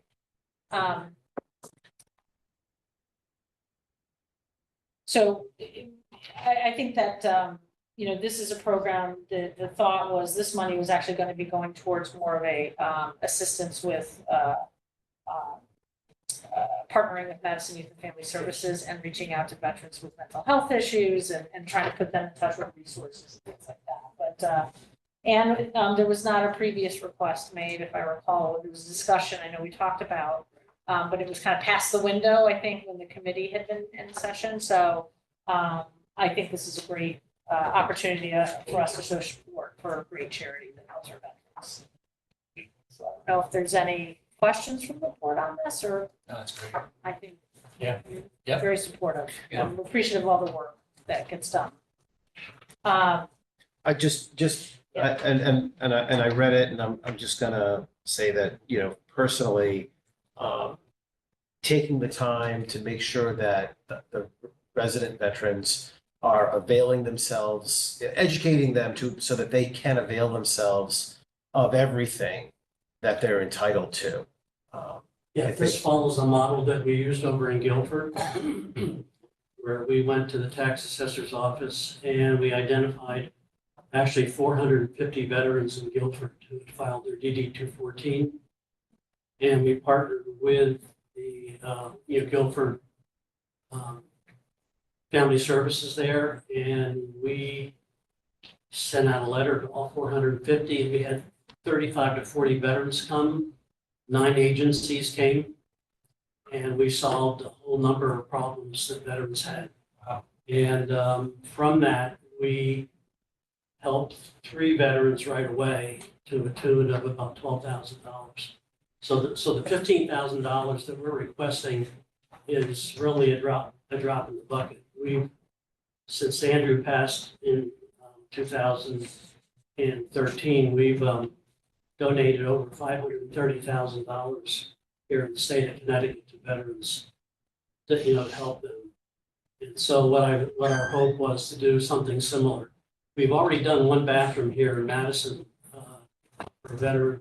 We did a total bathroom rehab, cost $5,000. So to ask for $15,000 is, for all intents and purposes, a fairly conservative, request. I would like to echo what you said. APK Charities is a very, very well established organization here in town. We at the VFW have worked with them, as had the American Legion also, so I can speak for them. APK Charities is what he just described. We get phone calls all the time. Usually the phone call I get is from the spouse or the daughter of a deceased veteran who said she didn't know what her father or her brother or her uncle set up. So this is a way for them to educate these veterans so that I don't get those phone calls prior to the funeral. Where do I go from here? I don't even have his discharge. So that kind of thing. So this is something you really want to. There's something that you ought to know. There's a Guilford Madison Veterans Advisory Committee that Alan has been on for 11 years, since Andrew passed, along with representatives from the VFW, American Legion. They did not receive one single request from a veteran in the 11 years until we published the fact that we were out there and bringing the agencies together for this resource meeting. So people are afraid to come, they're hesitant to ask for help.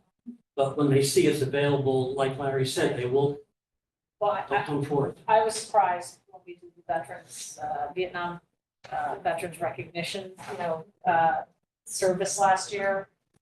How many veterans weren't even aware of like the town tax abatement? They were, so that just, just people I knew, they were like, I didn't know I needed it, and so, and a lot of them I didn't even realize were veterans. So a lot of people don't talk about it. The announcement at that program, I was looking around the room and I had never seen these people either. Yeah, And they know there's two really big organizations right here in town. right. So if give us a call or drop by our meeting, then we'll take care of it. Well, and I think some of the support that you provide to military families with the store location in Madison, was very impressive, and so it's a great charity, and we're excited that we can help you in this way. Thank you very much. The only other observation is that in the application, you reference youth and family services, but you don't reference senior. Senior commission. Senior services. Yeah, I have already talked to Molly Fahey and Bruce Cochran. And in planning this resource meeting, they did link in, the senior center. So And I just wasn't aware of, how closely they work together and so forth, but, they are included now. And I spoke to Scott Cochran, too, just to kind of give him a heads up, because I knew this was going to be something that we were working together. And he said some of the staff had also had been in contact with you, so they'll coordinate it. But I think it'll be a great thing to offer. So thank you for that. I would add that if we find ourselves at the end of this discussion with a little extra, that this would be one that we circle back on for a little fortification, maybe. Okay, great. All right, so let's, I know we got, the next is Concord Meadows, the generator.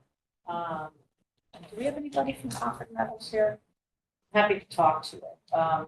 This is, Concord Meadows is really our largest affordable housing facility in Madison. And they struggle during storms, because I've lived through it. It's always been a problem with emergency services. They have a lot of people that are on like ventilators and all these other things, or oxygen. So this is actually just, I think, for their a generator, backup generator they need for their community center, community room, so people have a place to go. When there's air conditioning, and so I think this is definitely a need for them. And I had talked to them previously about reaching out for ARPA, but they had some board turnover, and they just weren't ready, and they didn't know what they would need. So I told them to come back if we have funds left over. So I think it's a great project. I think we all got phone calls from them too to Yeah, yeah. talk about this, which is pretty impressive, so. Yeah. It's so important to, you know, be able to keep folks a little bit closer to home. It relieves some of the stress on our other resources in town, so. So that one, I think we're all comfortable with. Yeah. It's a reasonable request. The Garden Club Bower Pavilion, so this was something the Garden Club is making the request, but it's actually going to be at Bower Park, and it was run by Austin, if you want to talk to the Beach and Rec Commission and the Bower Committee. The Bauer Committee, yeah. Okay. So, as you head up the gravel road back to where the community gardens are at Bauer, on the other side of the road is an educational garden, which the garden club has taken over under their responsibility to run educational garden programs, bringing youth and adults there to learn about gardening. What's not there is a shelter where they can get out of the sun, set up tables and proceed with these educational opportunities. This has been discussed at the Bauer Committee at length over the last year. And, you know, thankfully it's coming to you all tonight. So the garden club is fully on board, the Bauer Park Committee is fully on board. It'll be a great addition to the park, to an area that gets used tremendously. You see the 150 plus community gardens that we sell out every year. Is it that many? Yeah. 150? Wow. Yeah, I know it's big, but It's huge. Wow. And again, it's a first time request. Yeah, it's first time request and it's on town property. It's an enhancement to town facility. So I'm comfortable supporting this because I'm assuming if we didn't, you'd probably put in a request to CIP. Well, it's too small for CIP, but so I'm comfortable. Any other questions? Nope. No? Okay. So Madison Lyric Stage, this is a set, now we're getting into the second request. So Madison Lyric Stage was previously awarded $32,000 back in September of 2022 to assist in their theater operations. I will say I went for the first time to see them perform on Saturday, and it was fantastic. I mean, the quality of the performers was amazing. So I know that this is just to help them continue to, improve their operations. They try to do a lot of fundraising. They get a lot of grants. I know the brochure that they had there, they listed all kinds of organizations that they solicit funding for. But on the other hand, they did receive a very generous, ARPA award. So my thought was approaching this similar to Little League that also got a big ARPA award and give them and use that 30% number and maybe give them 30% of the request, which would be 66,000 11. or 11,000. Excuse me, $11,000. So that was my thinking on that. Appreciating and continue to support them, but at the same time, we obviously, their second time around. So, thoughts on that? I'd Or rather no, hold it's off, 9,000. I'd personally rather hold off on second requests. Yeah. If we have an opportunity to potentially look at the excavator. Do you rather table second request right now? I'm leaning that way. I look Well, at we the already Little League did one a this, little we bit did it. differently because they contributed an investment as well. So they were putting money in. I don't know, about this. I'm personally not okay with taking the VFW windows off the list at this time because it's community space. We have businesses that use it, we have veterans that use it, we have And we also. children's programs that use And it. we promised them. Yeah. Well, I was gonna say that was That was a different, because different they came with the whole project, Yeah, and yeah. then we said, we're gonna break it up into pieces That was if there was intentional. more funding left. So I Yeah. think VFW is a little different situation. However, I would like to stick a pin in this one for a moment, Which one? this Lyric lyric stage Stage. one, Okay. and move on to the other ones. Yeah. Okay, yeah. so that's a whole, and it's not, this is never because we don't think these are worthy requests or worthy We just sent you organizations. minutes. We're just trying to make sure, Good ones. you know, the idea was sprinkling a lot around the community. Yeah. So, we can move on to. We did Why do that. I have like multiple lists in front of The FW is one we already said we were gonna me? do it, My list over Yeah. here, right? So okay. we don't need to talk about it. Yeah, so we're good. You got us the window replacement quotes Yeah. for the Yes, 29,000. you got multiple quotes. Multiple quotes. I The asked for money will be three. spent immediately. Thank you. And So, that is a reasonable number. That's not something I made up. And Yeah. that is gonna finish, the outside of the building will be completely enclosed and winterized. Right. I've got some big things going on inside, but this is finishing the outside of the building. Awesome. So Jen and Peggy have seen the building, you know what I'm talking about. no, And I these- think it's. These windows, by the way, go back to 1965. Yeah. They don't make them like that anymore. Well, I understand they weren't new to begin with. Oh, really? Well, We had used that's windows. what, like, Tulsa's windows. Good thing we're gonna get Make this stuff Okay, thank you very much. Thank you. So I think we're all supportive of that, and we told you that we would cover them. The Vibe, that was one we had tabled last time. If we were gonna take this kind of approach that I had been doing 30%, then we would award something, but if you wanna table the second request, we already told them we were doing. Right, this was second request, yeah, so we'll table that. And that leaves us to Wellington. So Wellington, and I know Carla is here, so I know we had awarded back in, I got it right here, we had awarded 30%, I think, of the project costs back, and that was kind of the approach we were taking back in June of 2023. So we gave them $9,720 to go towards solar panels. This is just a request, I think you're trying to just get more of the solar panels paid, right? Paid for, it's the same project. The balance Yeah, of the solar right, panels. right, right. And so what does that mean for the residents?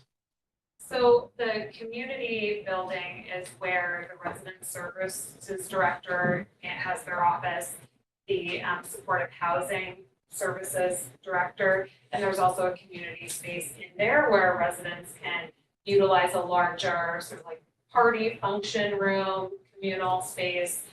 So it's where they can meet as a group. And so it's sort of additional space, you know, for them to utilize. But this is an efficiency The solar panels. though. Yes. part of it. You're not, this is not funding that, the structure itself. This is the, It's just the This- panels, this- yeah, it's just the so- panels. so is there a benefit to the residents by offsetting this expense? Is there a reduction in rent or operating expenses that they would somehow realize? There's no reduction in rent or operating expenses that the residents themselves would realize as a function of the solar panels. The background on why we applied for the solar panels was actually sort of at the suggestion of the town, based on the types of components of our project of, you know, a $13 million, 27 unit construction project.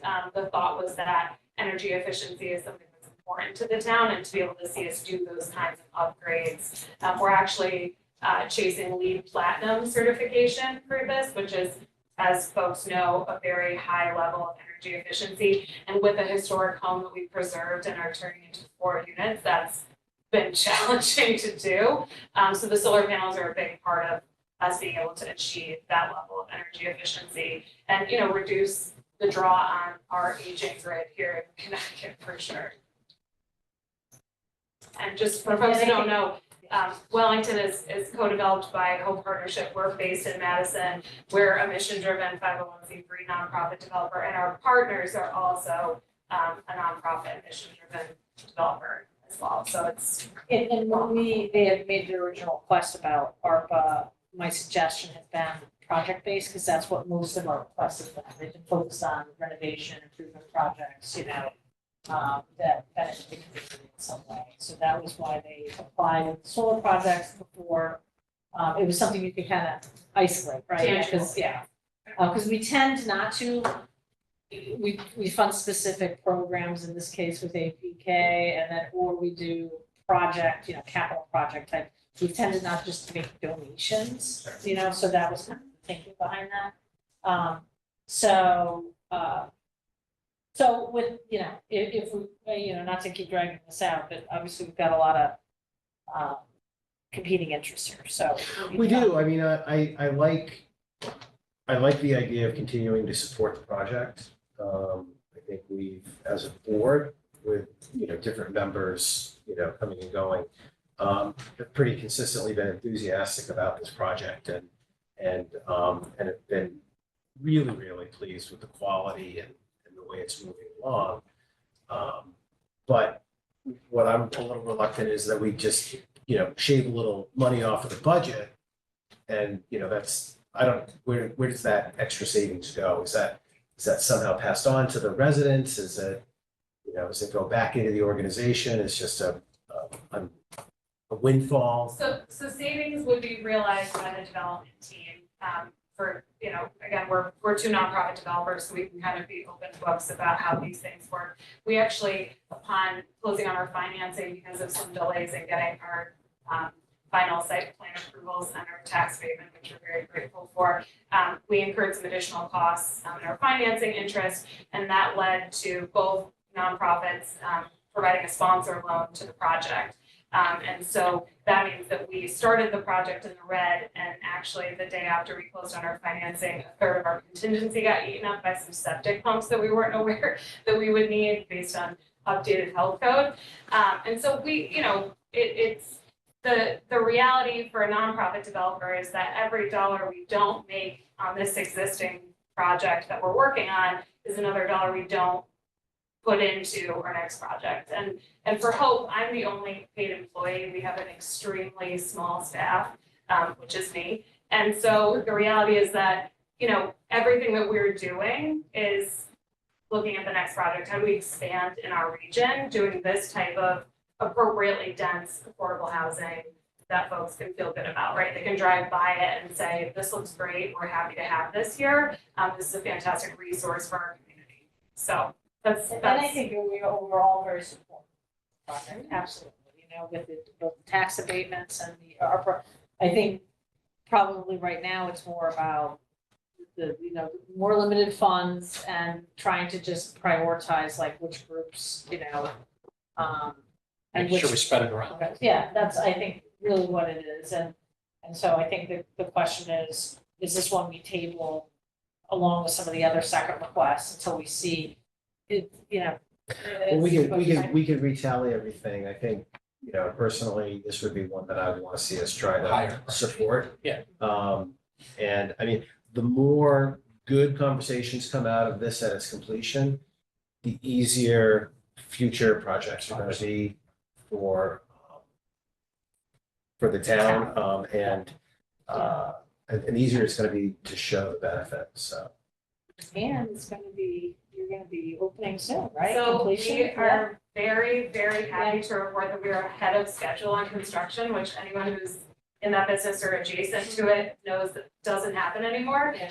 And so our ribbon cutting is actually at the end of October, which is less than a year after our groundbreaking. So Have you awarded the residents? So the initial waitlist period happened in July, and we had 150 applicants for 27 units, or 28 units of new construction, and then 7 of those are set aside for a special program. So we had interviews that happened with the top of the list. And so some of the folks have gotten through that process and they're starting to get assigned to units, and the rest are sort of being filtered through. So some folks have already, committed soft commitment to. Yay. In that interview process, I'm sorry for the tangent here, but this is something that occurs It's to 9 me o'clock. after. I know, it might be worth having Having them them come in come and like in present it. October and Fair talk enough. about the project. Yeah, my Because I would question like was to know simply, what- is there any waiting to people who work in Madison, who want to live in Madison? And So if we want to have that for Let's- another can we conversation, table that that's for now? fine. Because that federal money, we is can't. a conversation. Yeah, we Yeah. But they've sent, I think just a few weeks ago, number of applications, number of, we don't have the breakdown. we had 40 applicants Yeah. from Madison. alone. Yeah, right. So almost That's Yeah. pretty or amazing. just from Madison. If you include Clinton and Guilford, it was almost half of the applicants were Was from these was three in the towns. area, which is great to Okay. see, so. All right. Let's put them on another So, agenda. so what do we want Okay. to, do we want Okay. to do a tally and then kind of circle back on this Yeah. list another time? Yep. Okay, we're getting closer to, let's, Well, can Why we do don't- a quick tally? Is there a way? We can Yeah, tally okay, already? so I if guarantee we- somebody in the back already has it, so. Okay.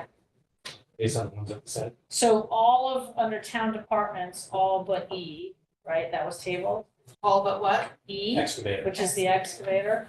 And then, on the community request, we were definites on F, G, and H. And then the, and J, which is the DFW. So F, G, H, and J. That includes APK. Yeah, APK, Concord Meadows, the Bauer Park, and then DFW. And then there would be 3 community requests tabled and 1 town. I've got 273,869. Look at you now, girl. With, Hang on. I'm gonna let her do a spreadsheet. So for the town departments, I have the community board. Yep. I have the beach and rec paint machine. Yep. The signs. The 60,000 for the equipment. Yep.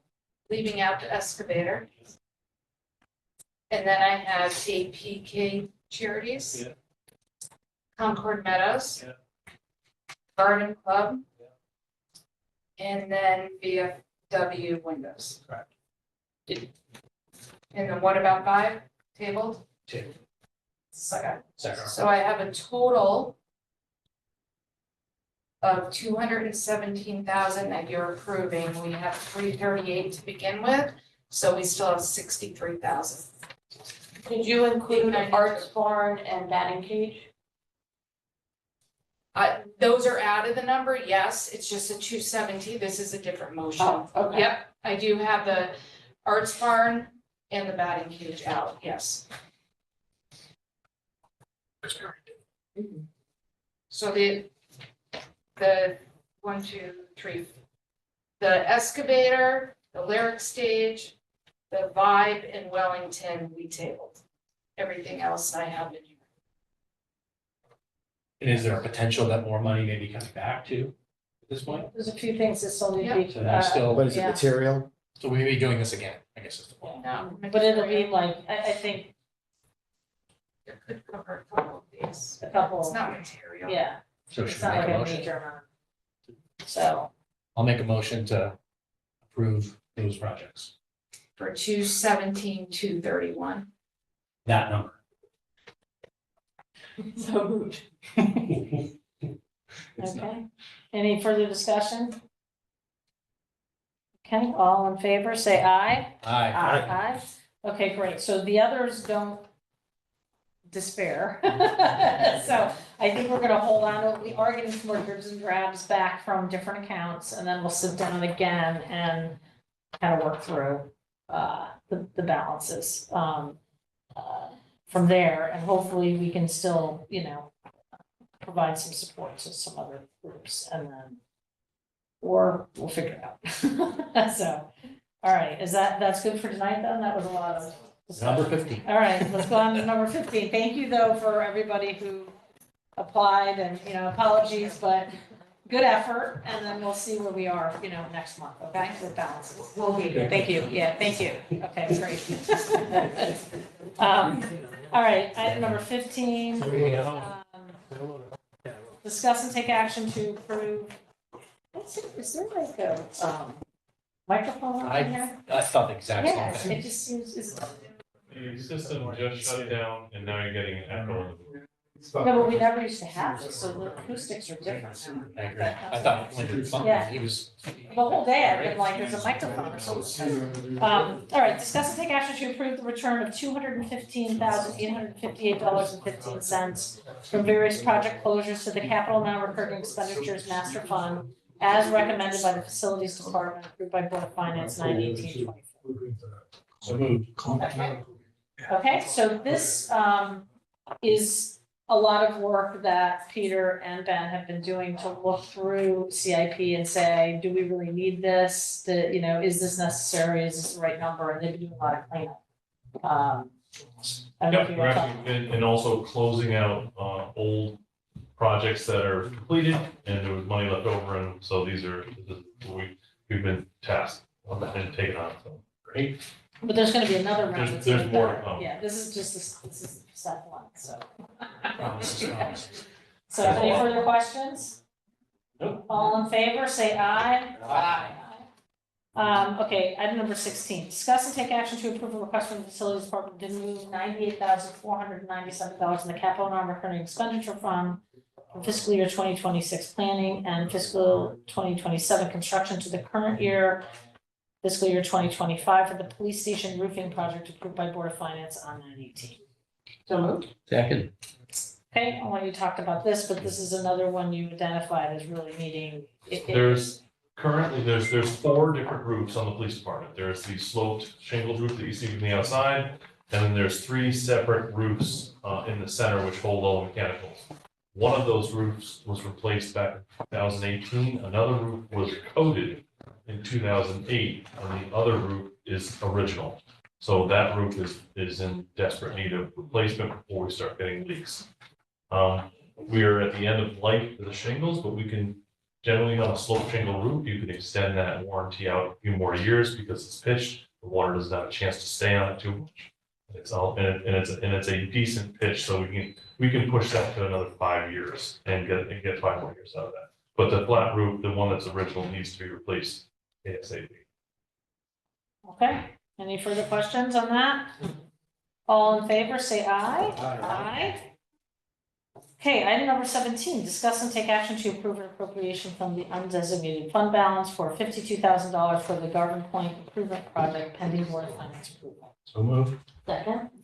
Okay, so basically, we're very excited that we got bids back last week, and you'll see that as part of agenda number 18. Unfortunately, we're just shy of our budget, but the good thing is this gets us all the ad alternates too. So I feel very lucky. The other bids we got were significantly higher, so we did vet this with Arkansas SLR. And Austin, if you just want to say that this is pretty much getting everything we want, right? This is getting everything that you all have seen in the project design. So nothing will be left off the project.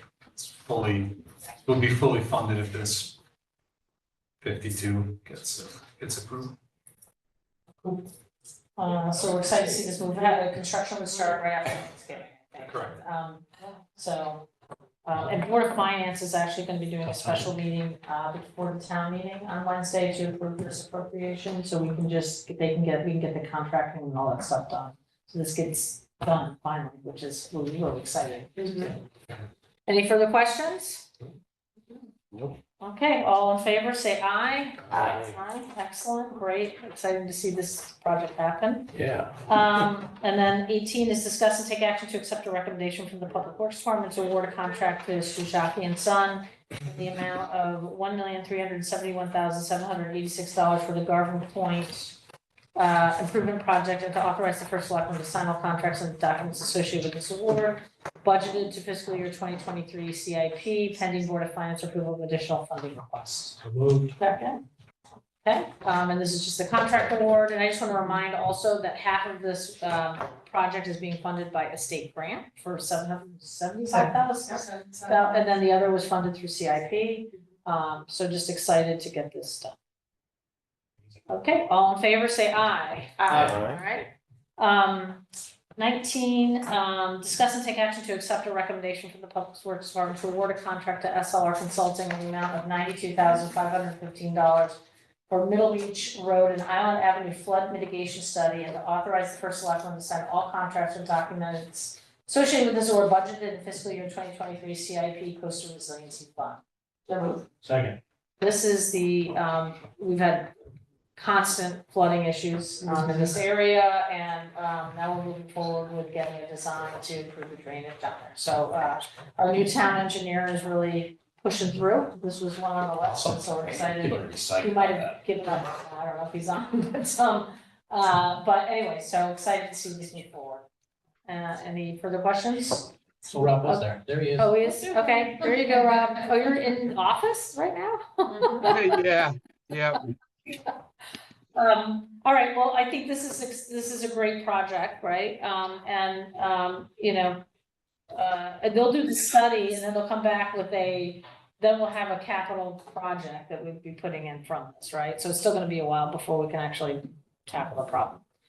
Yep. So John and I, a few months back, we interviewed a few consultants off the on-call Scrog list. Then the project sort of lay dormant for a few months while we picked up a few of the other things that were a little bit more pressing getting into construction. But then we finally had a chance to kind of circle back to this, and I was able to procure a proposal from SLR that sort of more accurately defined the needs of kind of what we need down there. And it kind of made sense to do this in phases since we don't know what the best mitigation measure is going to be. And like as noted in the proposal, whether that's, including more outfalls, new drainage systems, raising roadways, there's a number of options, but this is just going to provide an in-depth analysis of the area through data collection, hydraulic study, and then they're gonna provide a couple of alternatives with the associated costs. And then once they complete that, hopefully I think the milestone is in February, I will bring that technical memorandum to the board as well as the Coastal Resiliency Commission. And then ultimately we'll select a final alternative, and then we will move forward to final design, ultimately leading to construction documents. Okay, Great. further questions? No. Awesome. All right. Awesome. Is that Larry's? All in favor, say aye. Aye. Great. All right, great. Thank you, Rob. Item number 20, discuss and take action to accept a recommendation from the Public Works Department to award a contract to Schumack Engineered Construction in the amount of $340,888 for the Bartlett Drive Fire Protection Water Storage Tank Installation Project, and to authorize the first selectman to sign all contracts and documents associated with this award budget in fiscal year 2022 CIP. So moved. Second. Okay, these are those tanks that we've had forever in CIP. Unfortunately, they ballooned in price, so we're probably gonna have to address the long-term funding in that account, but we have enough money in here to get this one done.